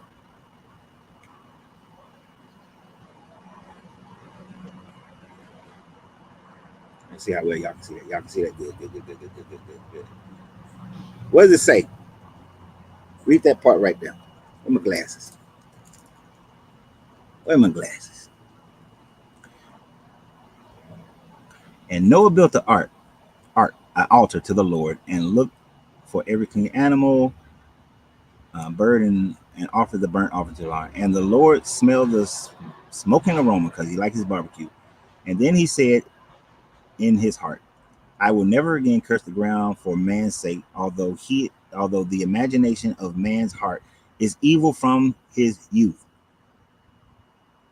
Nor will I again destroy every living thing. All his thoughts, all his imaginations of man are in his heart is evil from his youth. From his youth.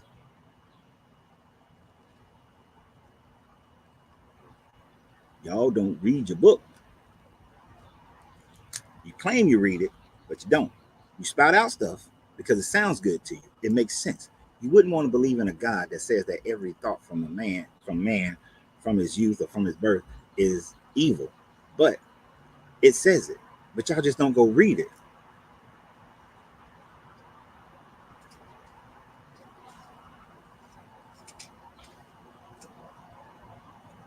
You don't read your book. And no, we are reading this Deuteronomy crap exactly right. It doesn't matter that he broke the first 10 commandments. When Deuteronomy specifically says, again,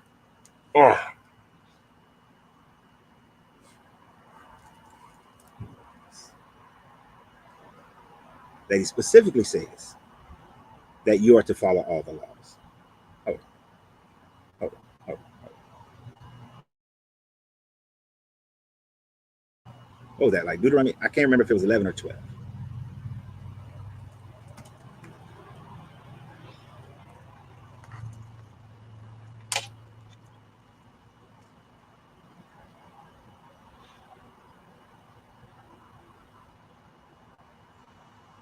Why isn't it going? I really hate King James Version. It's one of the worst versions ever created.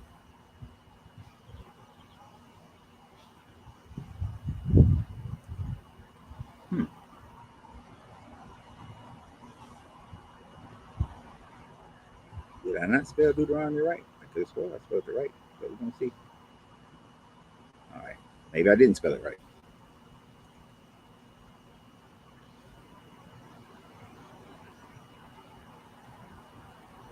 Can y'all see that? Yeah, y'all can see it. Y'all only 11. What does it say?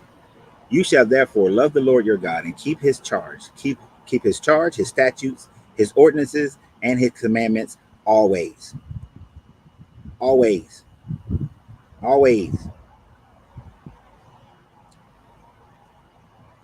Always. These are the statutes and ordinance. Oh, so it's 11 and 12, which is why I kept saying that. These are the statutes and ordinance which you shall be careful to do in the land to which your Lord God of your fathers have given you in all the days that you live upon the earth. Bruh, go read your book. Go read it. It will be very helpful to you to read it.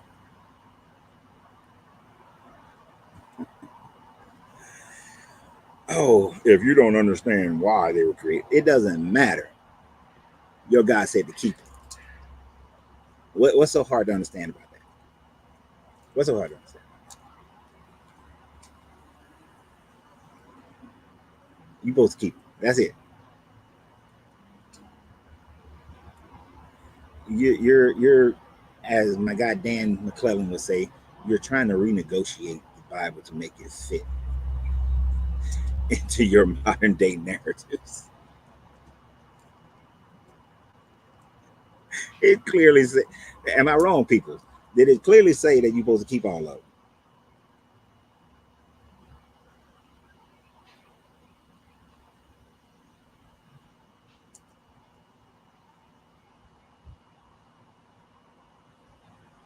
Wouldn't that mean that Moses directly broke the Lord's commandments by intentionally? Yeah. And why did he break them? He broke them because they were worshiping a golden calf, which they brought, which was a teaching a thing in um, Egypt. And then he came down and gave them some new commandments, which were different from the first ones. But he still gave them commandments.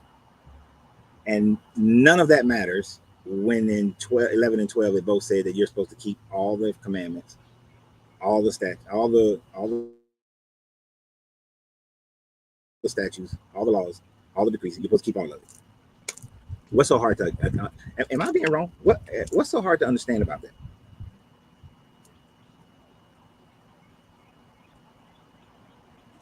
And I think Marie just put it in crystal. Everyone isn't ready for this information.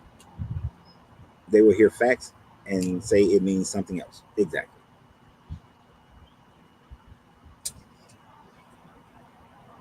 Exactly. Because they're going to keep with this kind of mindset. All the laws were created because they broke the command. So what? So what?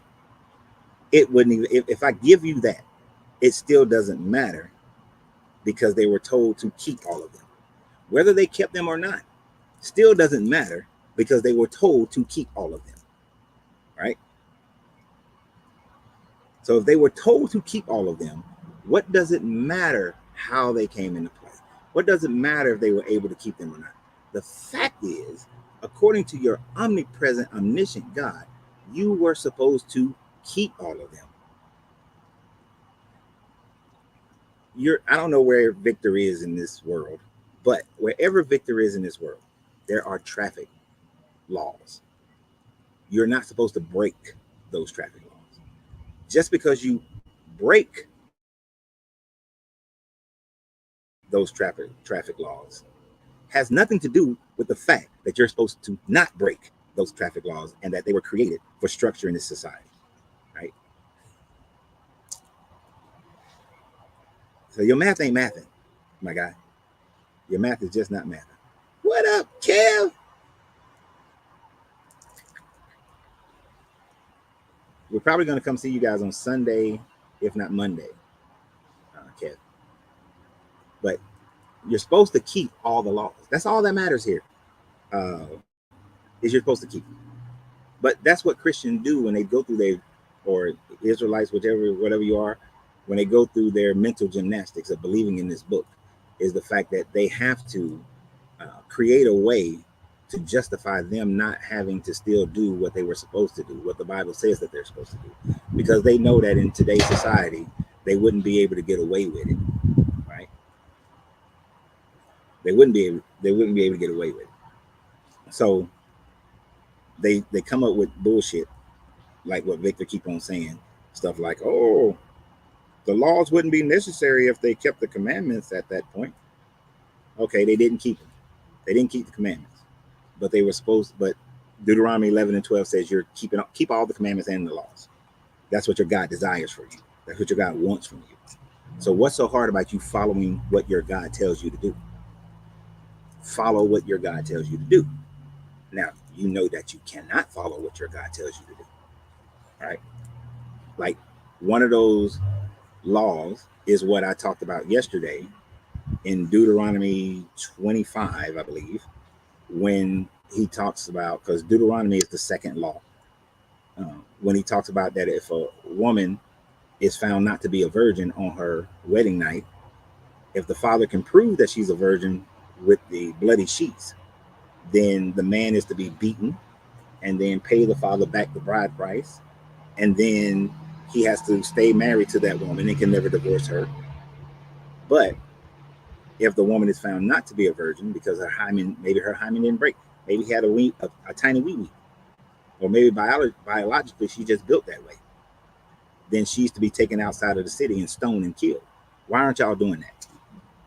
Because you know that if you did that today, one, your daughters ain't gonna put up with it. But if you did that today and stoned your daughter because she was not a virgin at marriage, and you would go to jail, you would be imprisoned. So now you have to leapfrog and renegotiate the Bible to make it so that you don't have to follow those laws. If the Bible and God is supposed to be for now and forever, why y'all keep changing it? Hey Renee, how you doing?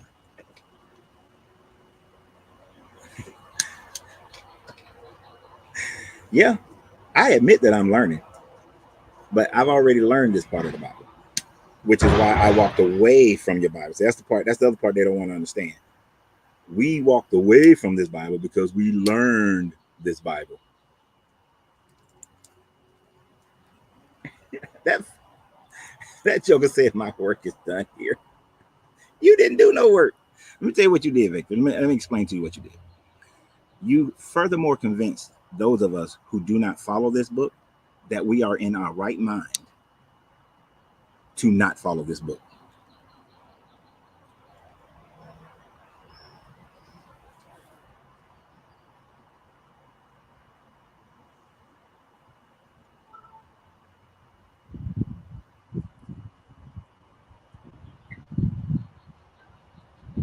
So yeah, you did your work. You made sure that we do not follow this book and become part of your group ever again. That is the work. So thank you for helping me with my work.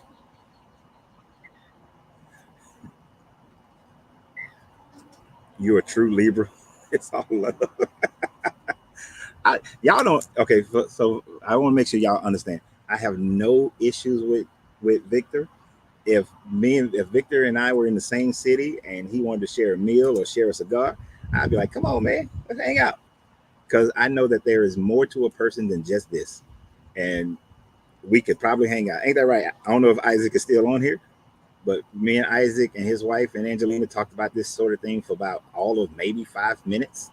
But the rest of the time, we talked about everything else under the sun to learn more about each other. So I don't want anybody to think I got any malice towards Victor. I don't. I don't.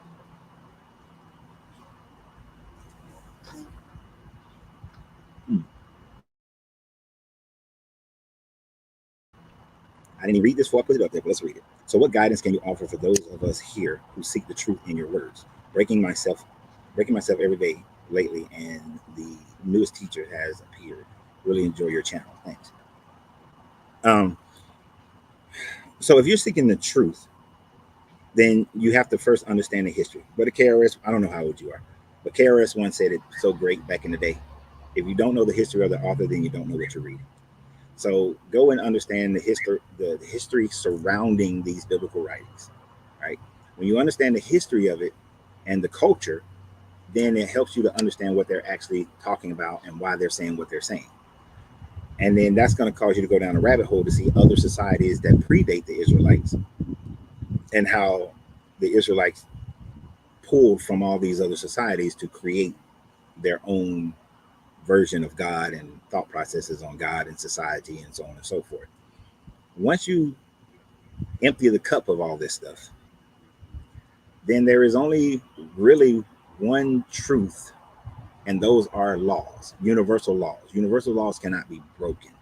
All right. Now you can't break them. You can manipulate them a bit, but you cannot break them. The law of mentalism, law of correspondence, law of polarity, law of cause and effect, law of vibration, and the law of gender. They cannot be broken. That's how everything in the universe functions. Right. And when you understand that those come not from religious, but religions have incorporated them, then you will truly understand how to function in this universe and how this universe functions to our level of knowledge that we have today.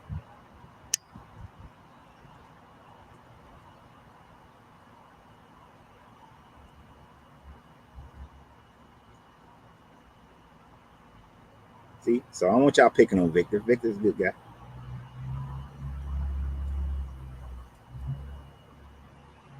All right, I'm trying to keep up with y'all now.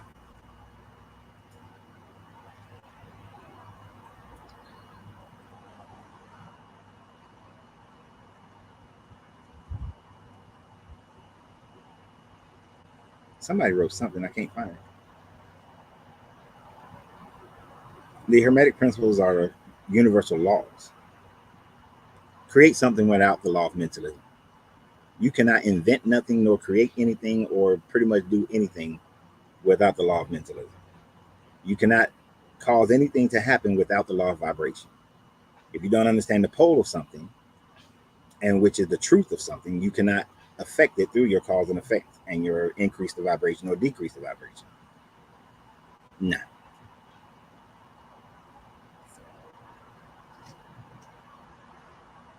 And one of the best things about the Hermetics is that it teaches that the all is unknowable and undefinable. So therefore, any God that can be defined, any God that can be known, any God that has a name, any God that's in a book is no longer God.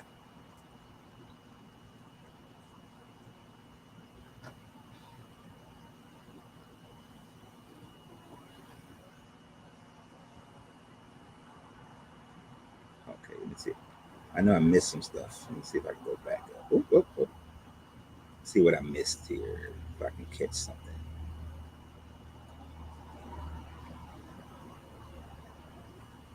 Um, I need you to express that a little bit more. I'm not exactly completely sure what you mean by that one.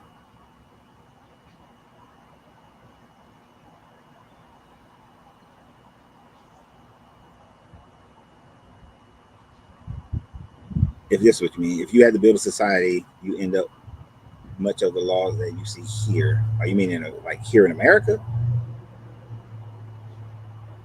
Or I know you don't mean. I'm sure you don't mean the laws of the Bible, because most of those laws and creeds and stuff we wouldn't end up with. We don't do animal sacrifices and stuff.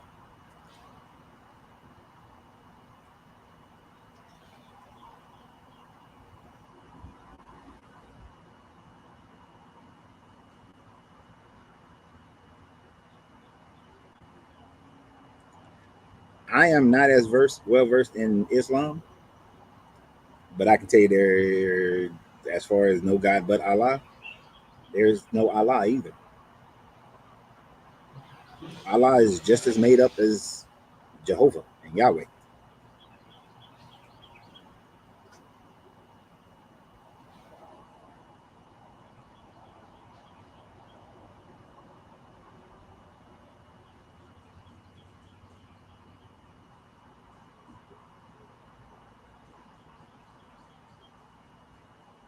Is that a typo? Are you saying the Canaanites could write or they couldn't write? Because your statement would be wrong if you're saying that they couldn't write.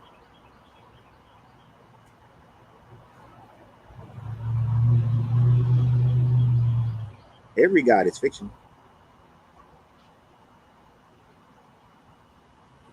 Instead of animal sacrifice, you have fine. I am not sure what you mean, but the laws of the Bible would not be able to stand the test of today. I would love to see people stay in a marriage today and they can't sit on, touch anything that their wife who's on her cycle or daughter on her cycle have touched.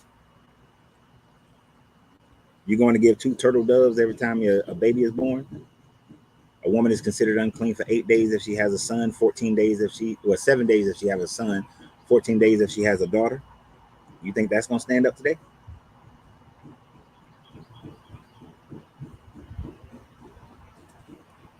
Right. Every time they had that menstruation, they had to sacrifice some birds.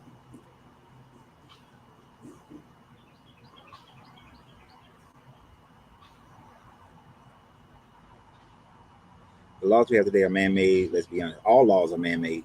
I think the first and foremost move to understand the law of consciousness and awareness. Right. All the laws that are in these religious books are man-made, and all the laws of our society are man-made. The laws of the universe are the only things that are not man-made. They're universally, they just how the universe works.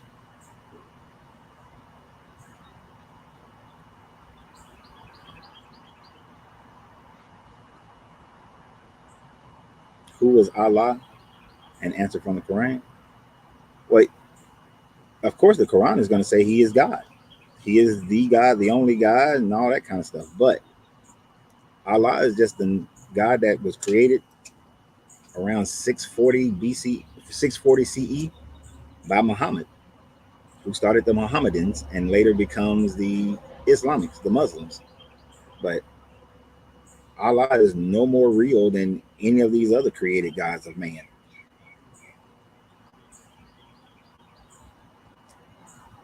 Hmm. See, let me explain this one to you again. Why would man create laws to keep him monogamous? Because the societies that were in power believed in monogamy. And those societies were more interested in inheritances than they were in having sex all over the place. Right? Monogamy didn't become a thing until the Roman Empire, until late in the Roman Empire, and then after the Roman Empire ended as far as a government and just became the Roman Empire through the Vatican. But as the kings of Prussia and France and but kings of those England, as those things developed, they developed into monogamy. Hence, monogamy went out of style. Now, in countries that they didn't have control over, monogamy did not go out of style, i.e., the Arab nations. In the Arab nations, monogamy never went out of style because the government never allowed for it to go out of style. So government decided monogamy, not your Bible.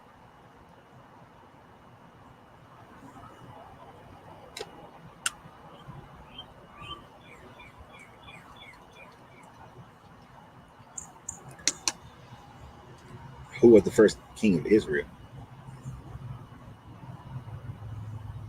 I don't know. Who was the first king of Israel? Was it Saul? I know Saul had a bunch of wives. So did David.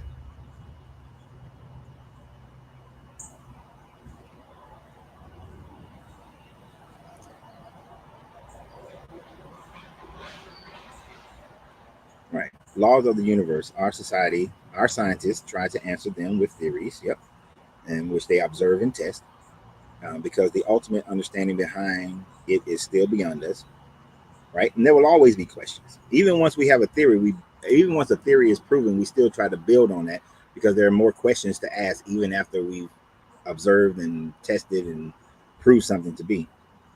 Theories are not guesses, they are answers to our current understanding of the law in question. Yeah.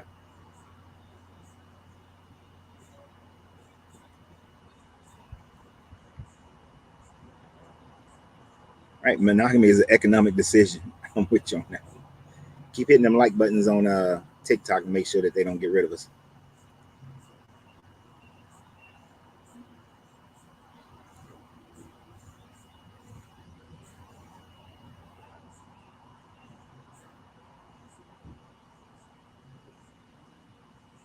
Right. Monogamy was just created as cultures changed. If it wasn't for colonization, many African nations would still have monogamy. I mean, polygamy. Since they never conquered the Arabs still have polygamy. During the Roman Empire, polygamy was okay at first, but then it went out of style with those who had money and had something to inherit. And keeping that money right in the right line became more important than having a whole bunch of wives. So they just started having sex with their slaves. Slaves get pregnant, they force them to drink a potion that gives them an abortion.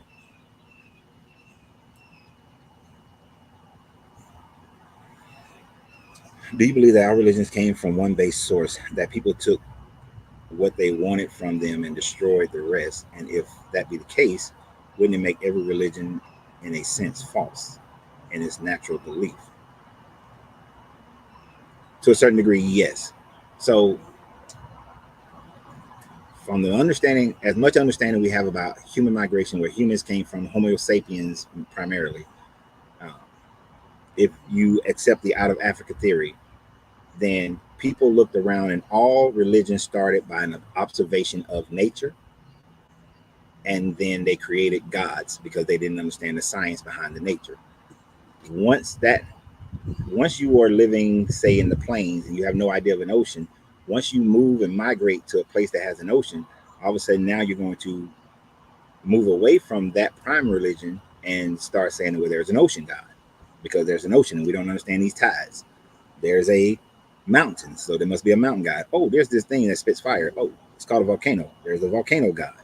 So we start to create. So as people move around the world, they started creating deities based on what they were surrounded by. And then as those deities went from being forces of nature to corporal beings, you get more and more of a development. Now, if you go with the post Younger Dryas being previous civilization prior to the last ice age and the Younger Dryas occurring, then those who survived that cataclysm were deemed to be gods, but yet they were just earthlings who had been here before the Younger Dryas. And they would have made them so then religion becomes more and more corrupt at that point to identify with what they are seeing at the time frame. Because even the Sumerian stories are written thousands of years after the supposedly events happened, or at least hundreds of years, no, thousands of years after the events supposedly happened. So religion just evolved. And did it evolve from some base looking at nature? Yeah.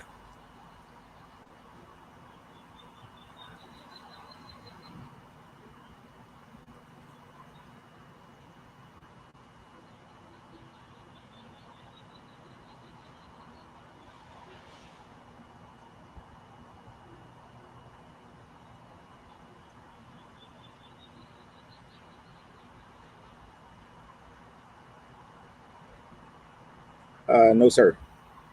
Islam is not the first religion. That's first thing. Even though I know y'all Islam try to date it all the way back to Adam, but there were people on the planet that predate Adam. So Islam is not the first religion. Naturalist, naturalism, if you want to call it that, was the first religion. Animism, that was the first religion, and that came first because societies greatly predate Adam.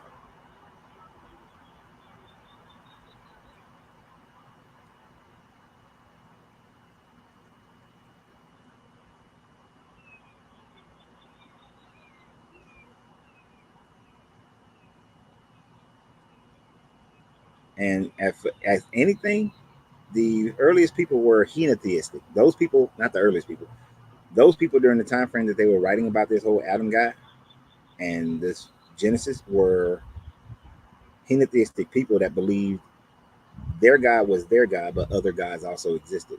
So they weren't monotheistic. Our first knowledge base of monotheism comes in with Akhenaten and the worshiping of the Aten. Prior to that, after that was the Persians with the Zoroaster, and technically, only because the Europeans messed up the Indus religion. The Indus religion was not polytheistic before the Europeans got there. The Indus religion was monotheistic, believing that Brahma was the god, and then all the other so-called deities are just aspects of Brahma.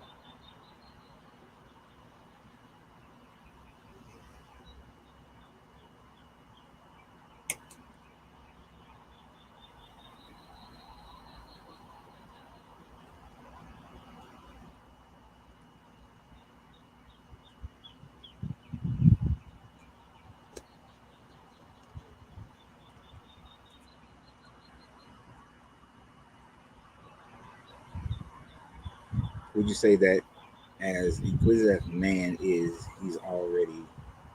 he also very destructive? So the phrase should be changed from what man does not understand he destroys to what man understands he ultimately destroys.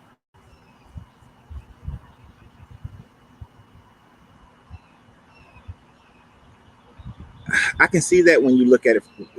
For me, I'm thinking about it from the perspective of when we when man destroys what he doesn't understand.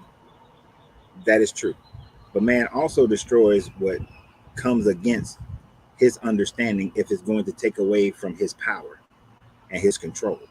So, and that, unfortunately, that is happening in the scientific world right now, where those who are on the status quo try to destroy anybody who comes with something that may disrupt their status quo. So I would give credibility to both statements. Because if we don't know something, man has a tendency to want to destroy it.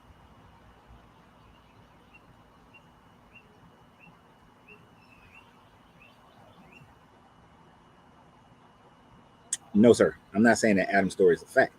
I'm saying the belief in the Adam story only goes back 6,600 and some odd years. So if you accepted the Adam story and the way they're telling the Adam story, that's as far back as this story can go. But there were societies that are much older, especially even in that same area, that predate Adam, which would invalidate the story in itself. So the Adamic story is not a true story, but since they believe in that story, there's evidence and there's facts that there were societies before that. Gobekli Tepe dates back to about 10,000 BC. Taran Tepe dates back to about 12,000 BC.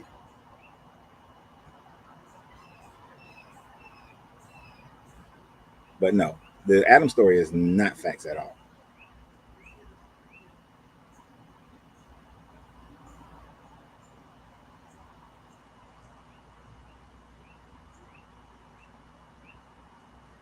Yeah, we know Islam means to bow down to the only true God. You can't prove that Allah is the true God outside of the literature of the Quran and the Hadith. You can't prove that He's a true God.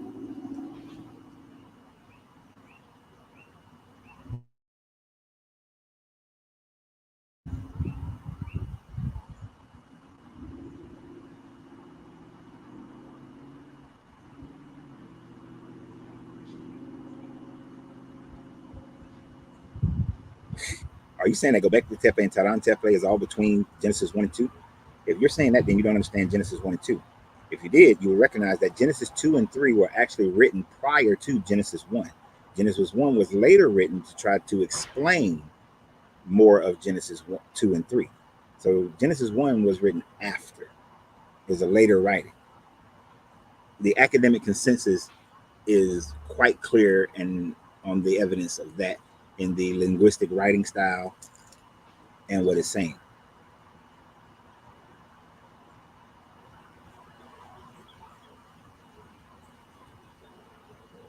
They try to say that the modern techniques that we use to date cultures is invalid, uh, is what they mainly try to say, because they don't want to accept that there were people before Adam, before that Adam story.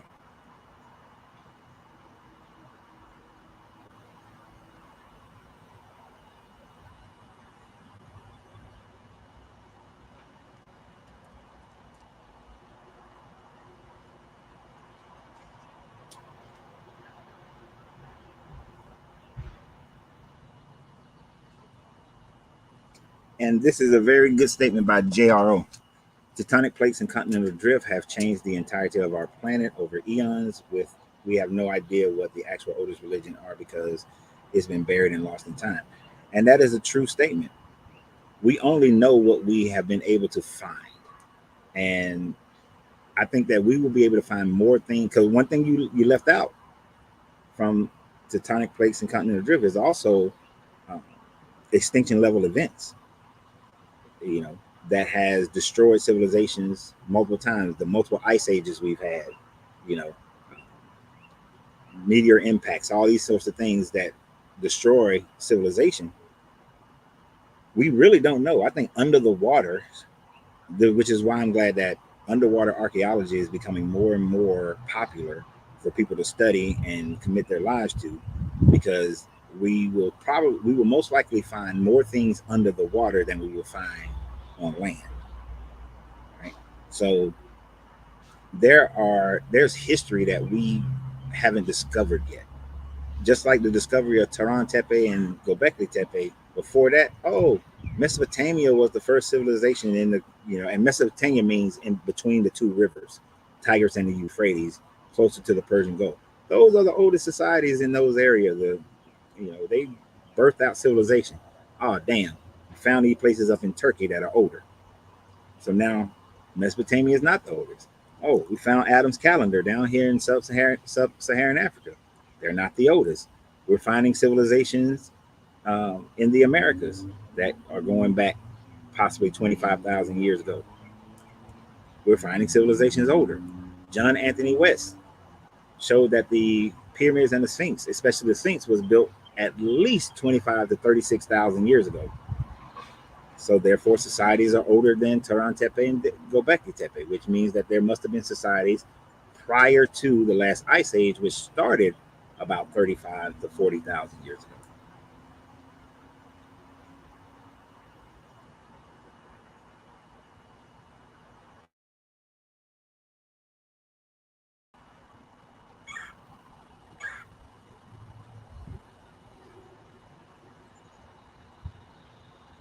No, carbon dating can go back. I think carbon dating, you're mostly right. Carbon dating, I believe, can technically only go back about 13,000 years, but you have to have and that's another hard part. The reason why Egypt and that Levant area, and now you got Peru and areas that are being, that is showing us more information, is because having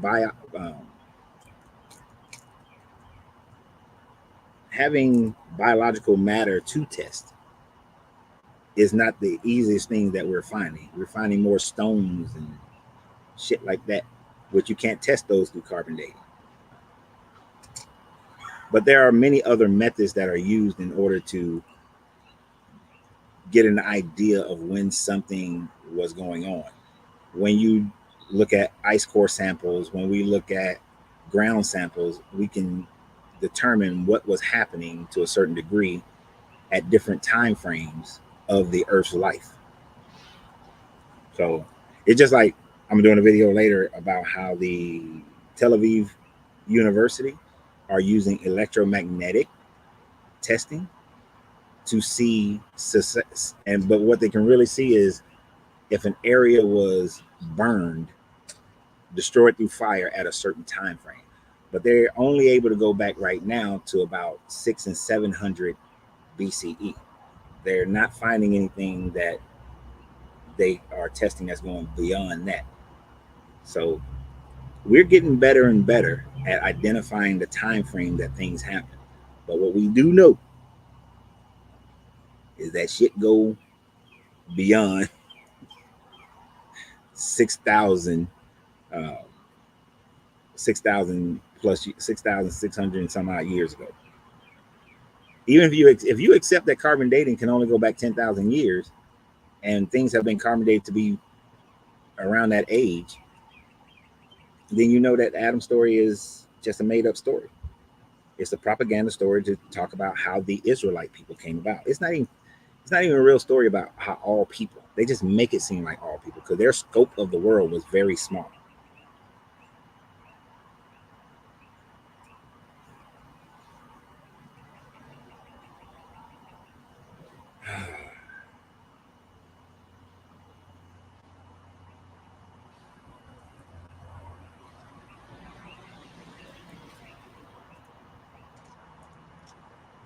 And I'm gonna give you this in certain areas. People have always been as smart as we are today is as smart as people were at any given time. But it is the technologies that they had on hand that allowed them to allows the difference, I should say. Our societies today are just built on the knowledge, is built on the knowledge of people in the past. And as people, and by building on that knowledge, we become smarter and smarter. We become more knowledgeable about how the universe works. Like Albert Einstein's theories of relativity and gravity and all that sort of thing were great for his time. But now we are learning things that scientists have built on top of that to learn more things and to figure out certain areas that he may have been wrong. So it's not that they're smarter than Einstein, they're just standing on the shoulders of Einstein. You know, they're standing on the shoulders of Faraday. We're standing on the shoulders of people in the past. Now, some things we just haven't figured out yet. All right. Like we just haven't figured out how they actually built the pyramids. We ain't figured it out yet. But at some point, I'm sure we will. Because it's weird. The Egyptians made records of everything very well. But some reason there's no record of how the Great Pyramids were built. Every other pyramid that was obviously built after the Great Pyramids were never built as well as the Great Pyramids.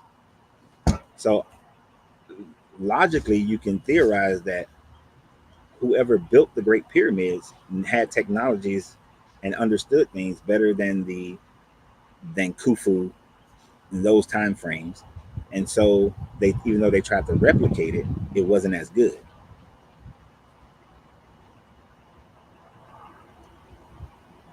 Which is why their whole thing about the Great Pyramids being the home of the burial chambers is bullshit. I've been inside those burial chambers, the inside the Great Pyramid. That is not a burial chamber, not even slightly. There is no.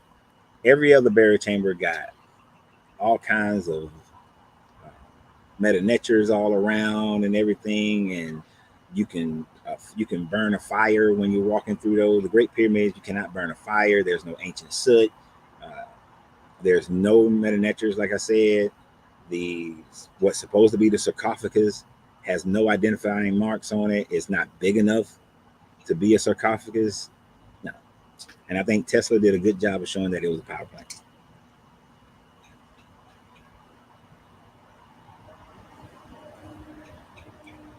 Yeah. Once in a while we get an Isaac Newton. Every once in a while we get a Carl Sagan. You know, we get a Neil deGrasse Tyson. The biggest problems in scientific development has always been government and religion, because government and religion will try to stifle science in order to maintain their control of government and religion.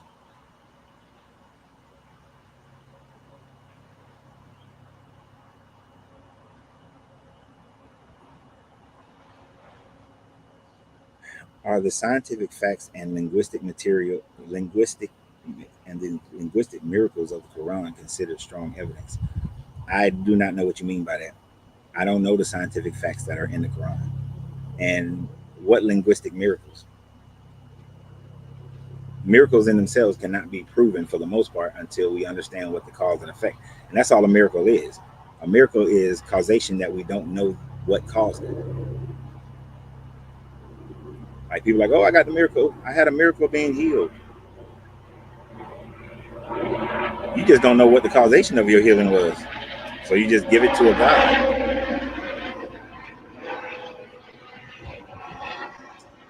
You could have been born with some antibodies. Somebody gave you some natural medicine that counteracted it.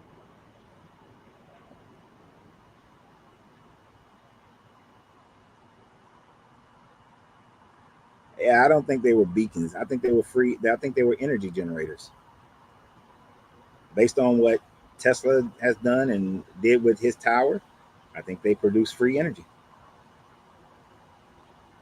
I am not trying to hit all them buttons. What up, my man? What up, Steven? All right. We got a Scot.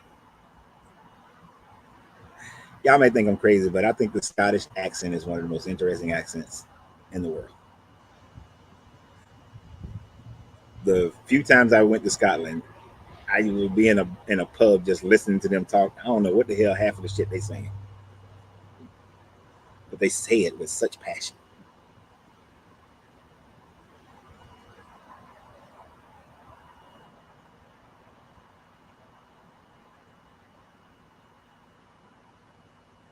Let's see.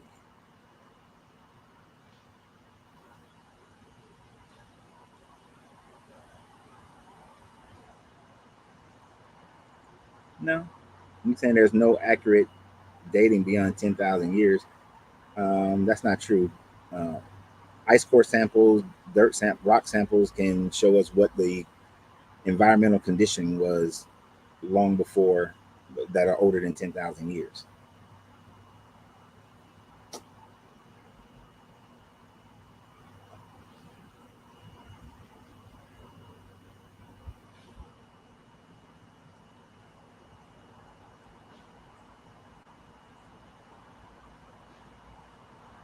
You should hear us when we talk to an Irishman.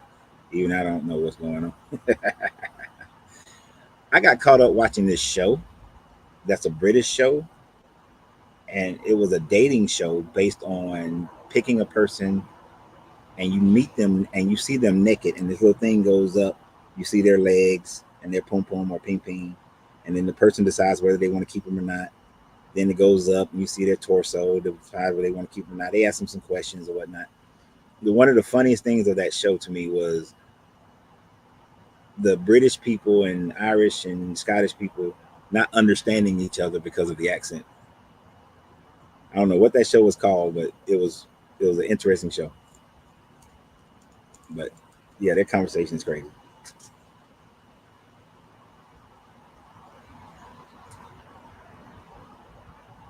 But that's why scientists give ranges of dates, because you're not going to pinpoint exactly. But if you are a believer in the Bible, then of course you cannot allow for science to prove anything that goes beyond the time frame of your Bible, right? You can't allow that, because the moment you do, you've given up on your Bible. You now have to say, "Oh hell, if Göbekli Tepe is older than the time frame of Adam, and there were people around, then Adam couldn't have been the first person. If Adam's not the first person, then the whole Cain and Abel, and then Seth, and then the progenitors of Seth to Noah, and then Noah and his kids, all that stuff is now invalid." Even when you look at the Noah story, he said he destroyed all the people on all over the world, but yet there are societies that existed before, during, and after the Noah story, and they have absolutely zero connection to Ham, Joseph, just why am I saying his name crazy? But no Shem, Ham, and Joseph, whatever his name is, they have no connection to those people. So you have to invalidate the history of another group in order for you to maintain your cultural conditioning in the Bible. Because if the Minoans were still in existence before, during, and after, the Egyptians were in existence before, during, and after, the um, the the Han Chinese, they were all in what becomes the Chinese were in existence. The Mesoamericans were in existence. All these people were in existence before, during, and after. And yet you have to say, "Oh, No, they could not have been. But then the real funny ones is when they try to say, well, all those societies had flood stories, so that makes the Noah story true. No, well, why couldn't all those societies have flood stories and it makes somebody else's true? Key. The storage keys are in the car. Mm-hmm. You gonna leave this one? Leave that one. I just want to try to leave. I kissed you from afar. I don't do no from afar. What I look like? Some kid talking about yeah. Catch the heart. Whatever. My sugar. Right. Be safe.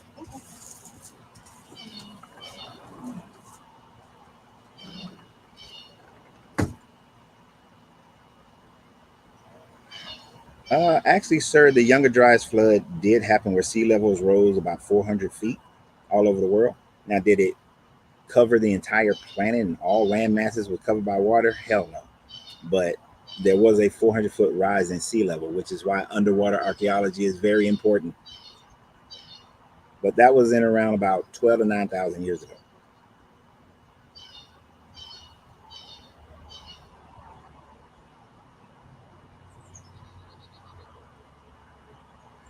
Right. It's hard to believe any of those stories because all of these are the word of mouth. Right. Exactly. And you got to think none of them were actually written down until at the earliest the 9th century, most likely in the 8th century through the 6th century. Well, I guess you can put the 5th century in there because Ezra kind of finished off the Pentateuch, and then everything else is written after that. So they're writing about something that supposedly happened like 4,000 or 5,000 years prior. And to them, that's fine. They saw ruins and they just said, oh, these ruins are 10,000 years old. These ruins are 6,000 years old. They just said it.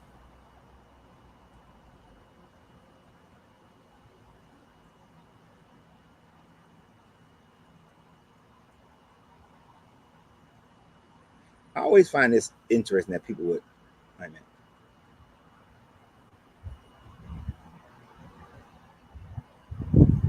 wouldn't that be a common story, event story, where distance survivors told the story? And yeah, and that's why almost all the flood stories talk about how some deity told them a flood was coming, and then they all some group, either a group of people or a village of people or an individual and his family either climbed a mountain or built a boat. But every flood story is only told by people who lived on the coast. Interior people do not have a flood story. The Garden of Eden could not have been in Africa. The Tigris and Euphrates, the Pison and the Gihon are nowhere near Africa. Those are in the Middle East. They were nowhere near Kush. Let me put it that way. They were nowhere near Kush.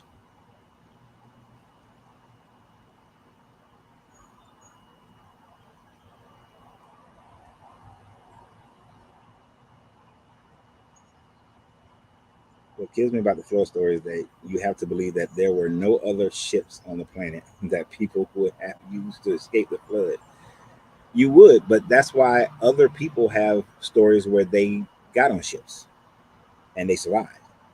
Most of the flood stories, here's the one's funny to me. Almost everybody else's flood story, the flood only lasted for about a week. The Bible flood story is the only one that lasted for a year. Everybody else, a week. Now, if you use the consensus of what the majority of people are saying in different parts of the world that had no contact with each other, and all of them are saying, and the majority are saying a week, I'm going to go with the week, which fits into the scientific aspects of the Younger Dryas flood.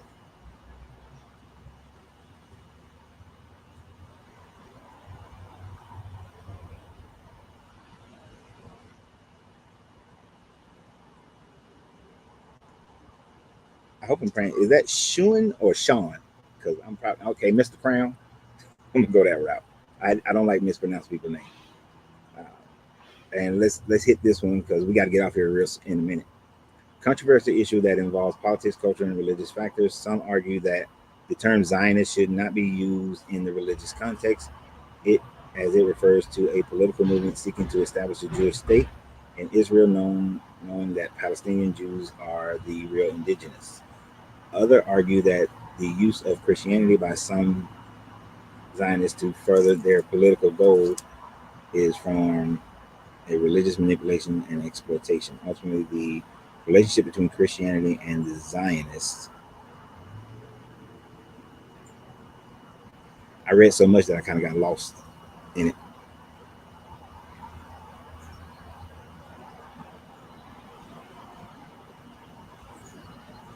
Um, I don't know. I have to think about that one because the one thing that throws me off is say that the Palestinian Jews were the real indigenous people. We actually have no concept of who the real indigenous people are because that is an area of land that's been conquered and reconquered and conquered and reconquered. There are the Greeks can say that they were indigenous because they conquered it for a while. The Romans can say that they conquered it for a while. Who are the progenitors of who who are today's who are living today that are the ancestors of the Arcadians who used to control it, the Assyrians who used to control it? There are many different groups of people who used to control that land. So to say who the original indigenous people are, you have to take a point and say this is the original indigenous people. But that's not necessarily true. I can claim the Canaanites were the original indigenous people because they were there before the Israelites ever came, before any Jewish person. You got to remember that the Jewish culture religion has only been around roughly since about 1200 to 1300 BCE. But that land was ruled by other people long before then. So, who are the original indigenous people? Right now, moving that into more modern day thought process, the Zionists aren't the Zionists? I could be wrong. The people who came from after World War II, and the land was given. It was a British colony, and the land was given to these Jews who were exiled out of Europe and sent over there. But there were Jews people but the Palestinian Jews who was already there, which many of the people who are now many of those brown people who are Jews were from them. They were already Jewish. So I don't know. That's a. I don't think anybody to claim that this was our original land. You got to go too far back.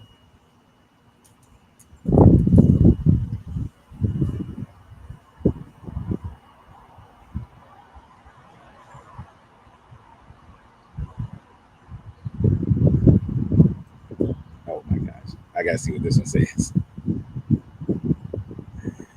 Um, Thank you, Brian B, for being here. I know you in South Africa. It's probably getting late.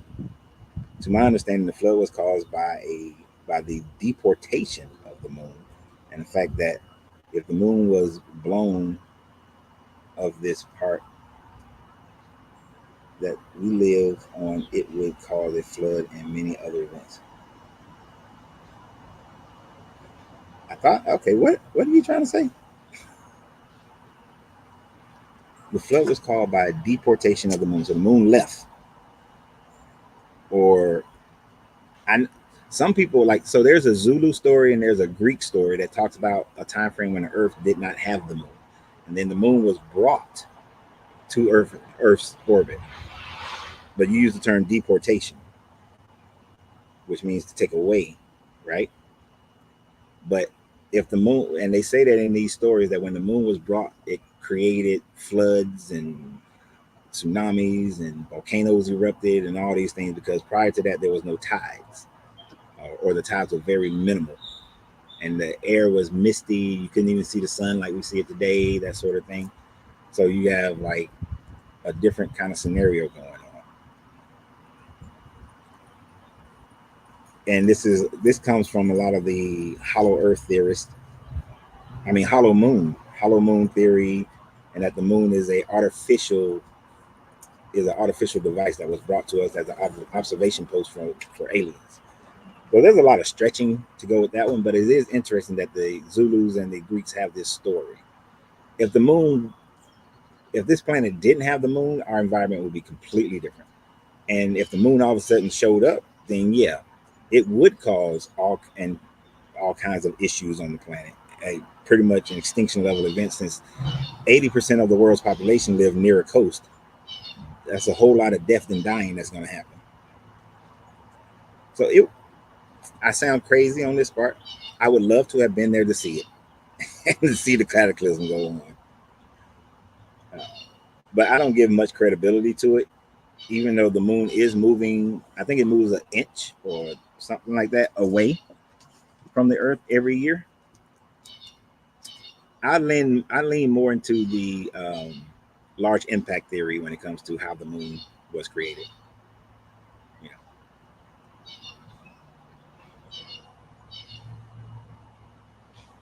David Icke or Ike. Is his name pronounced Icky? I always pronounce his name Icky, but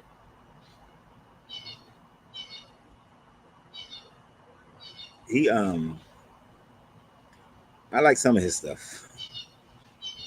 He gets a little too ancient aliens for my taste.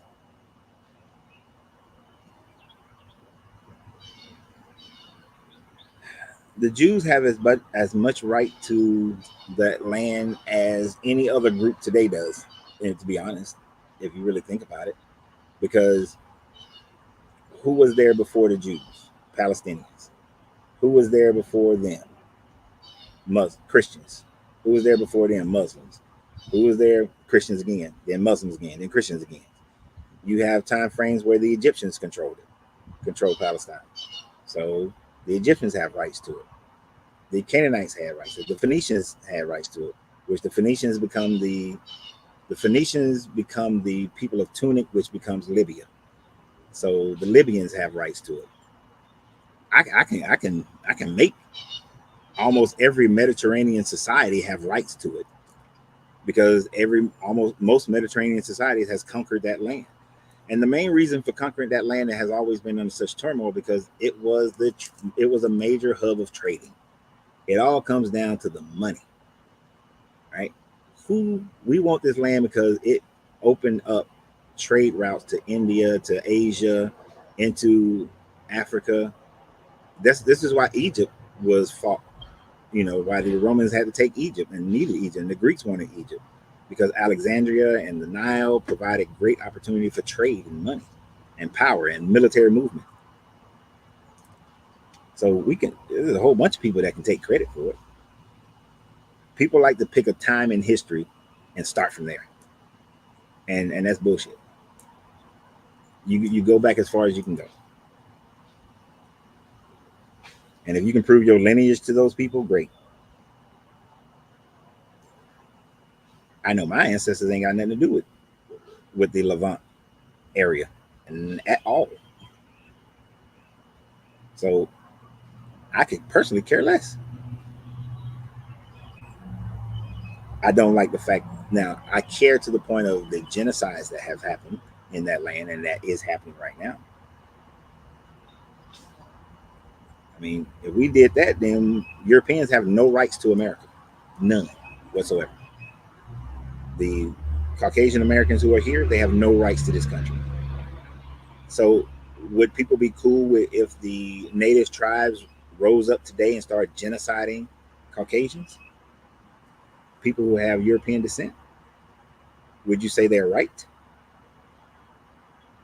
Because we certainly say it was wrong for them to genocide the indigenous people. And then you're gonna get into a whole fight about who gets what's land. Who were the first ones? Is it the Cherokee in Georgia, or the Cherokee over there in Oklahoma, where they get kicked out to? Should they be kicked out of Oklahoma? Because that's not their original land. They were over here in Georgia. Then they got to fight the Creek. Anyway, oh, I like science stuff. The moon was blown off the planet. Yeah, that's the large impact theory. There was something else that somebody said about the moon. I like the moon.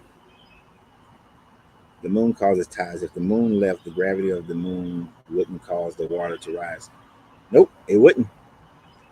It Our oceans would be pretty much a big ass petri dish.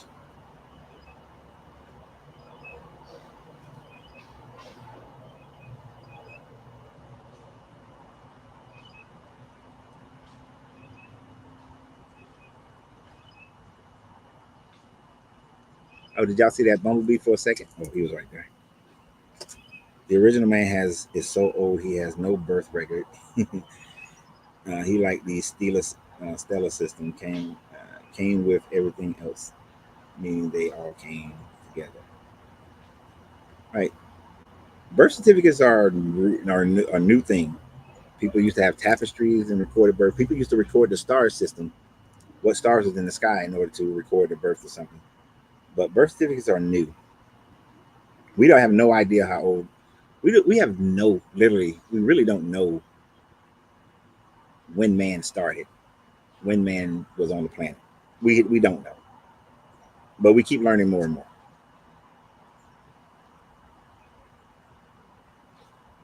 Now, this is where the hollow moon people really like get into it because they didn't shoot a rocket at it. What they did was when during two of the Apollo missions, when they dropped the capsule on it, they say it rang like a bell.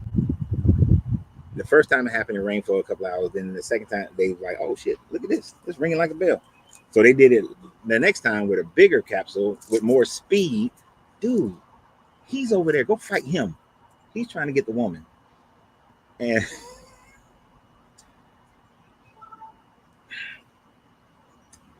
with the large impact theory, the moon, if it came together from other rocks, it would produce large caverns on the inside of it. Just like the Mars moon, one of Mars moon, I think Phoebe or Phoebe is how you pronounce it. It's one of the gods of war back in the day, but it has all these big, large caverns in it, which makes it ring because it's echoing through the caverns.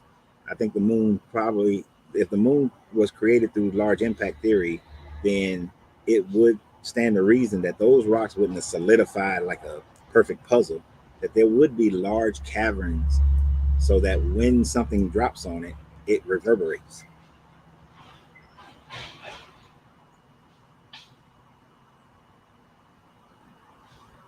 Which comes first, the sun or the planets? The sun. The sun comes first. Stars are born first, and then solar systems comes after that.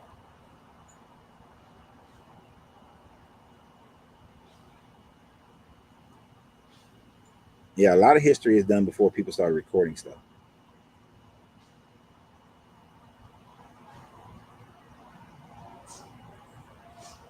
Well, so at the birth of the sun, birth of suns come because nebulas explode and they create a sun. All after the explosion cools down and stops expanding from its initial explosion, and the sun is created, a star is created. Then the gases and material that get trapped in the sun's gravity begin to coalesce and form planets.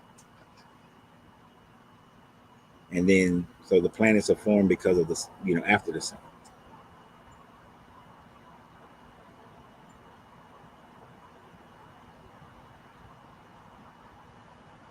The Joker said, not the Earth. Yeah. That going into that discussion is kind of like talking to a flat earther, not the Earth. So the Earth was here, and then the sun. If the Earth was here, and then a nebula exploded from the distance of the Earth to the sun, and that nebula explodes to create a star, the explosion would have destroyed the Earth. Right? There would be no Earth at all.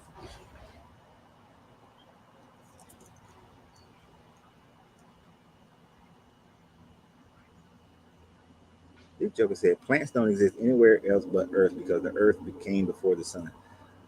The Earth has plant life because the Earth is in the Goldilocks zone. It's in the habitable zone for the size of our star. And they found other stars that have planets, Earth like planets, uh, in that habitable zone. Of course, in our solar system, it doesn't, because they have to be habitable. But what they have found is microorganisms or micro DNA on moons like Phoebe, on Mars. So Mars could have been in a habitable zone for a little bit. Okay, this joke is saying, okay, that's like a flat Earth conversation. Life don't exist anywhere other than Earth. Your math ain't mathing, my guy. The mathematics of that don't no. That's another thing about that I like. Even though I'm not the greatest at math, math has no personality. Math has no agenda. Math is just freaking math. You know, it's just math.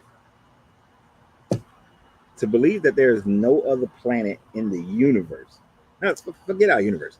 No other planet in our galaxy that has a star with a planet in the Goldilocks zone that would support what we call life. That makes absolutely no sense. None whatsoever. There would be plenty of planets that would have what we call life.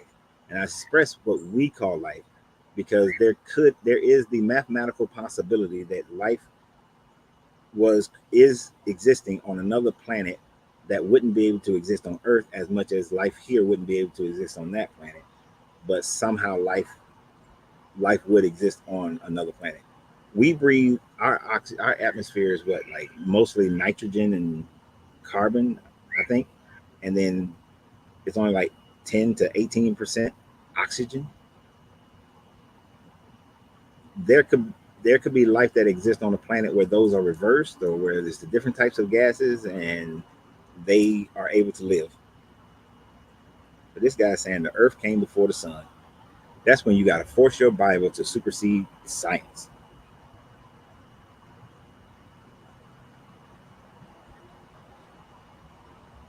Yeah, and people don't realize this, JRO.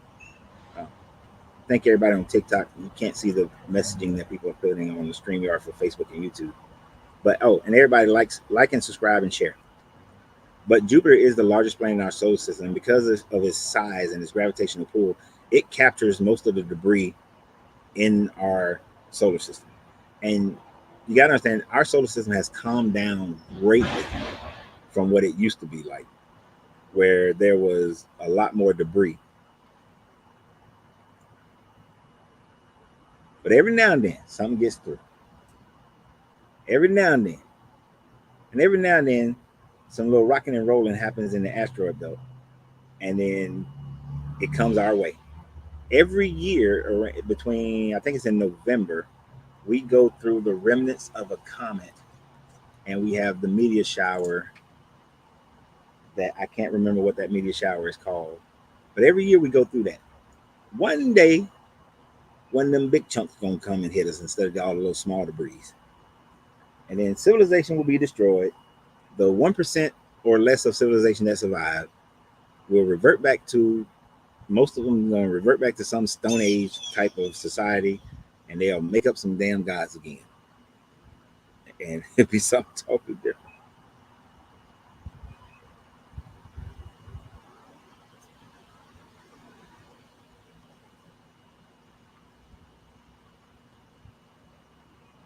Okay, Victor is making a good point here, y'all. And we're going to expand that thought. TikTok. Hold on. My phone about to lose power. Oh shit. Nope. All right. So he said that the Egyptians thought that the sun and the moon were inside the earth going up and down, right? Because Ra is fighting Apophis. Others thought that it was on the back of a turtle. A lot of Mesoamericans thought that it was the back of a turtle, and some Southwest Asians. If you were alive back then, that is exactly what you would believe. But the Bible says Earth hangs on nothing. It's in space at Job 26 and Genesis 1, and the sun shine down on the earth. You would believe what the rest of the world believe. Exactly. And those people believed it with the same fervor that people today believe in the earth is hanging in space and God made it all, and the 6 days of creation, and the Red Sea splitting and all that. People still believe today what those people believe with the same fervor and would die for that belief. You couldn't tell them otherwise. If you try to tell an Egyptian back in 2000 BCE that Ra was not fighting Apophis, and at that time frame, I think Seth has joined them in this fight, you couldn't convince them that they were wrong. They believed it wholeheartedly. Even in India, around the 800 BCE, there was a no, it wasn't 800. It was sometime. There was, when they believed that the sun was being eaten during an eclipse. She was like, no, it's just the moon going in front. And they tried to kill that lady because they were going to believe that the sun was being devoured by a demon. I forgot the demon's name. And a magic spell had to be done in order to keep the demon from taking it. That is the power of belief. It will fly in the face of logic and science, and people will still believe it. People won't stop believing it until it goes out of fashion or a governmental control system conquers those people and force them to stop believing in it. The only reason the Roman Empire became Christian is because the Emperor Theodosius said, all you jokers are going to be Christian or I'm going to kill you. The only reason my ancestors became Christian because the slave trader said, and the slave owner said, you're going to convert to this Christianity or we're going to kill you. With some great force, usually violence, that is the only reason people walk away from these beliefs. It doesn't often happen because of science, right? Because it's just proven to be wrong. But Victor, you are holding on to ancient beliefs in the face of science because of whatever situation you grew up in that caused you to believe it. Because if Victor was born in Saudi Arabia, you would be Muslim, and you would be standing here talking about how Allah is right. If you were born in Taiwan, you would be believing that the mother goddess Matsu is real and she exists, and you'll be saying, no, there were people in World War II who said that they saw the goddess Matsu catching bombs and preventing them from falling on Taiwan. You would believe that and say, we got eyewitness accounts because they said they saw her in the sky. And there were sailors who said that they were saved. Their ship was sinking, but the goddess Matsu came and saved them. And those are eyewitness accounts. And if you were born in Taiwan, you would believe that 100%. So we are, for the most part, people believe something based on where the hell they was born, the parents they was born to, and whatever belief was known in that society. Because if Victor was born in Egypt during the 2500 BCE, he would be believing that the sun goes down into the earth and the moon and Apophis is there fighting with Ra.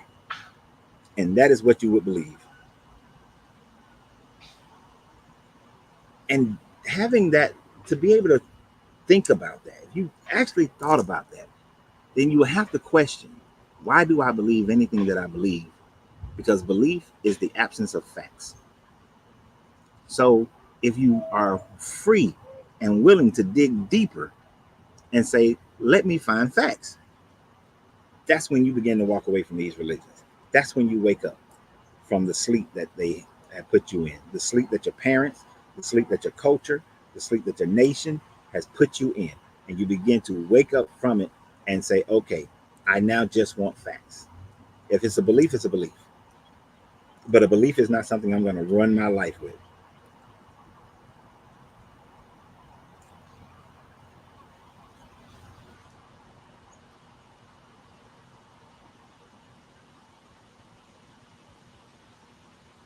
No, I'm not saying that someone can't be scientific if they are religious to a certain degree, but there are limitations to it. There are limitations to it. Did you know that Catholic scientists must also swear an oath to protect the faith? Just like if you go to most seminary schools in the United States, you have to swear an oath that no matter what you learn, you will still protect this faith and believe in it. Fellow, oh, please let this mating season be over soon. I don't mind the bees, just stay in your lane. Stay in your lane. Right, believing is the same as guessing. There's no difference.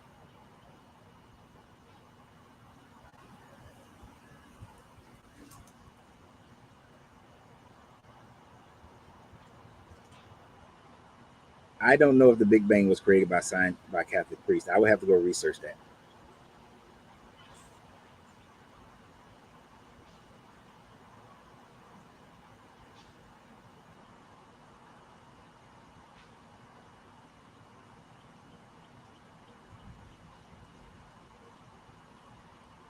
I would not make that bet that scientific that it was Catholic priests who came up with the Big Bang because I don't know. I don't make bets that I don't already know the answer to. Let me tell you right now. So I see that's the difference between me and a lot of other people. I will say I don't know something because I learned very early in life that if you don't know something, there's no shame in not knowing something.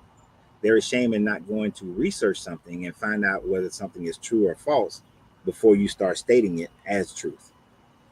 Right?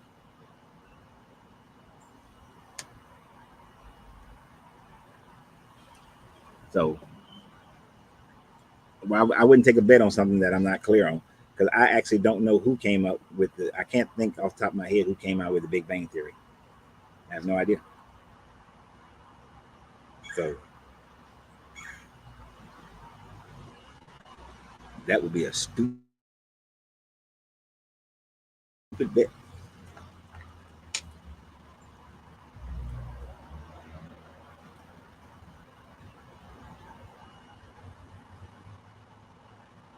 Am I on drugs or is that a fact? I don't even know what you're talking about.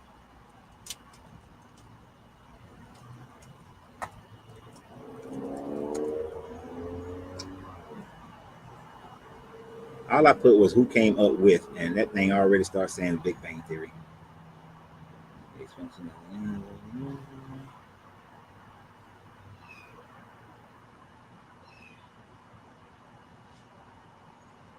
Yep, according to my initial research or my just initial Google search, some dude named George, and he was a Catholic priest in 18 born in 1894, died in 1966.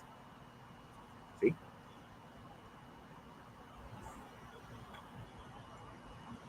and that's fine. I would be curious as to his thoughts on the Big Bang and his how he relates that to his religion. So for me, research is not just saying, "Oh, a Catholic priest came up with the Big Bang theory," so and that's it. I want to know what his thoughts were. What did he think? How did that? How did he work that with his religion? It was he one of the people. I remember meeting a guy back in 91, 92, and his thing was the Big Bang is why the universe started, and God created the Big Bang. You know, so is he of that mindset that God created the Big Bang? Because then he's just because now he's going outside of science. You know,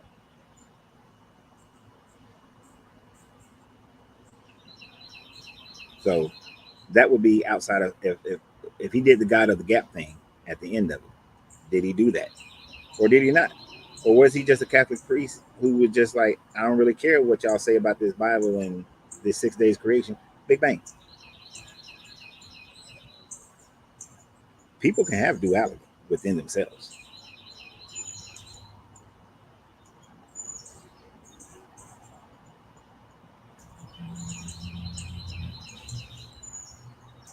But all right, it's been 3 hours. Y'all know 3 hours is my max because I got to make a few other and everything. So I have thoroughly enjoyed today. I know we're driving to Atlanta tomorrow. So if anybody's in Atlanta, we're going to be there probably till about Tuesday we're probably there to Tuesday. Um, if we do any kind of meetup in Atlanta, it will not be on Saturday. I can guarantee you that one, because that's a family event Saturday. But if anybody's in Atlanta, anybody in Atlanta, I know somebody was here earlier in Atlanta. But if anybody's listening to this later, you're in Atlanta, hit me up in the DMs or whatever that thing that people say. If we can meet up, we can meet up, and that'd be cool. Um, I know my Saturday is already booked with family events, but I'll be in Atlanta. If you're in or near the Wilmington area, since that's where I'm living right now, let me know. Might be able to meet up. But definitely, if you're in Atlanta this weekend, we can meet up. Well, this weekend. Uh,